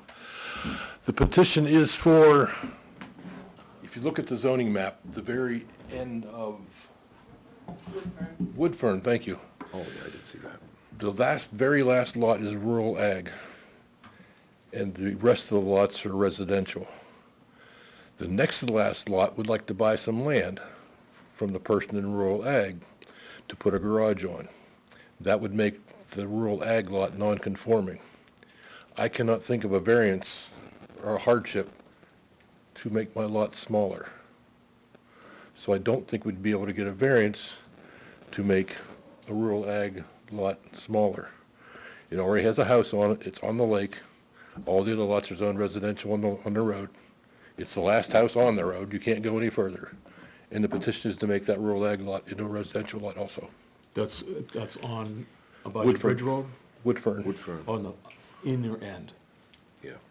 If you go off of Abijah Bridge to, you're going down the hill from Shady I know Hill. where Woodfern is. Okay, All the way in is all where the way, this lot is. clear to the end, yes. Big house.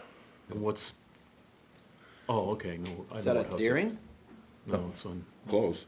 Close, it's almost endearing, isn't it? it's on, it's on, the- It's on this side of the lake. Okay, oh, okay. what's the next lot after that? I believe it's Tiffany's, but I'm not sure. Is that rural ag? Yes. So, okay. I would say the last lot on, that's rural ag, it would what, put it back to being just, No, I want to make the rural ag lot residential. yeah, lot residential, that's what I'm saying. So you would, by doing that, you would turn it into a residential one. Yes. I don't think there's a problem I know with where that. it is, but.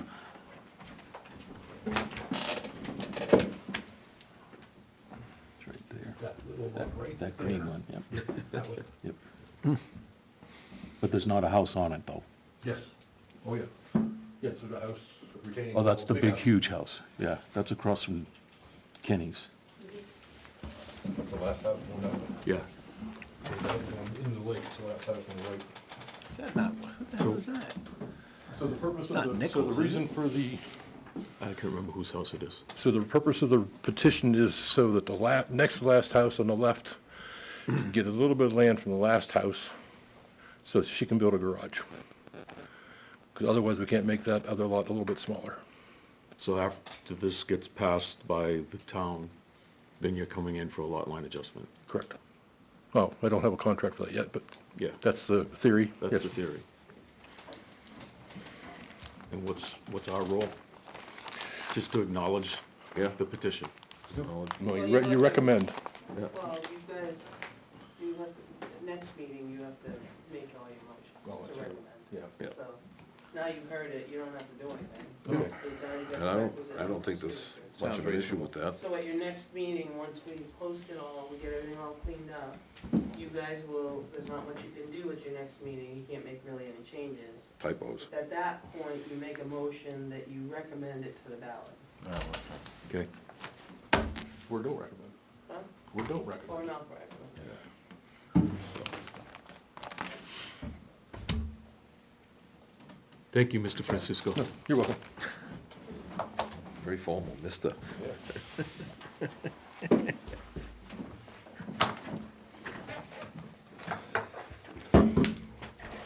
Now, I appoint Craig back to be chair. Yeah, I'm back again. Okay.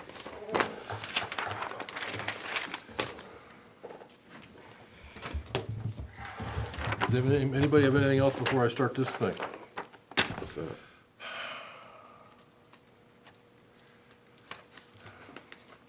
Danny Jean was working on the grant thing. And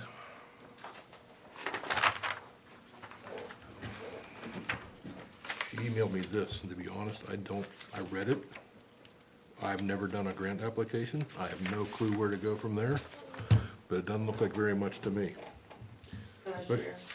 Hmm? Southern Range Planning reached out to me, Oh, good, please. and I said, feel like you need any help filling out your application, and I'm like, yeah. Yeah. And it doesn't mean we're tied to anything. I said to Right. staffing, I haven't had a chance to, we'd love to, and so one of the guys is gonna call me, cause it's due the 27th of Yes. January, yeah. So he's supposed to let me know when they're gonna work on it to make our application. So, So there you go. but we still need to have that on our agenda for the 26th to approve that. I think we can just apply and see if we get it, Yeah. yeah. I don't think you have to approve it, cause we don't know if we got any money. No, I mean, right. So We've Southern already, Hampshire we already Planning is empowered her to do this. Right, but Southern Hampshire Planning was gonna take it and run with it, cause they reached out to me yesterday and said, we haven't heard, you need any help? We have the I'm people like, that "Yeah, do I it. need all Yeah, the we help." need a lot of help. Yes. So, Okay. I don't know, he didn't call me today, but she was gonna put one of the planners on it. Who's she and who's he? Okay, the director of Southern Planning. Sylvia. Sylvia was gonna put Cam, one of the, Oh, I met him once. Yeah. Okay.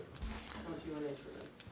And, he's gonna see what we need to pull together, and she said she could probably help us, but he would reach out to me, and I didn't hear from him today. She knows the deadline's 27th. Okay. Do I need to do anything? Trying to throw this away? Well, I just think, I didn't know where we were, and I don't wanna pass the opportunity, so. No, I don't Somebody's either. gonna help us fill it out, and then we'll have to take it and run, but we don't have, we're not obligated to anybody, it's just trying to get the application in. Okay. We're just trying to get it, As long as we're Just not, trying to get the application in, to see if we can move. as long as the application doesn't make us use them Yeah. for the master plan update. I don't think you can. I wouldn't think so. You're in control. Right. I would think so. And it's, I'm not trying to, I'll read it. I'm not trying to slam Southern New Hampshire Planning Commission. I just would like to have a couple other But I people. don't know, we look at it. have time either, Right. Right. so you gotta find someone. Well, we aren't gonna do it. We can't do a master plan. No way. That's just, no. I'm thinking more, Let's see what it takes. I'm thinking Fougere or Southern New Hampshire Planning or somebody. Okay. Anything else? Move we adjourn. Second. Anything else? Discussion? All in favor? aye. All right. Opposed?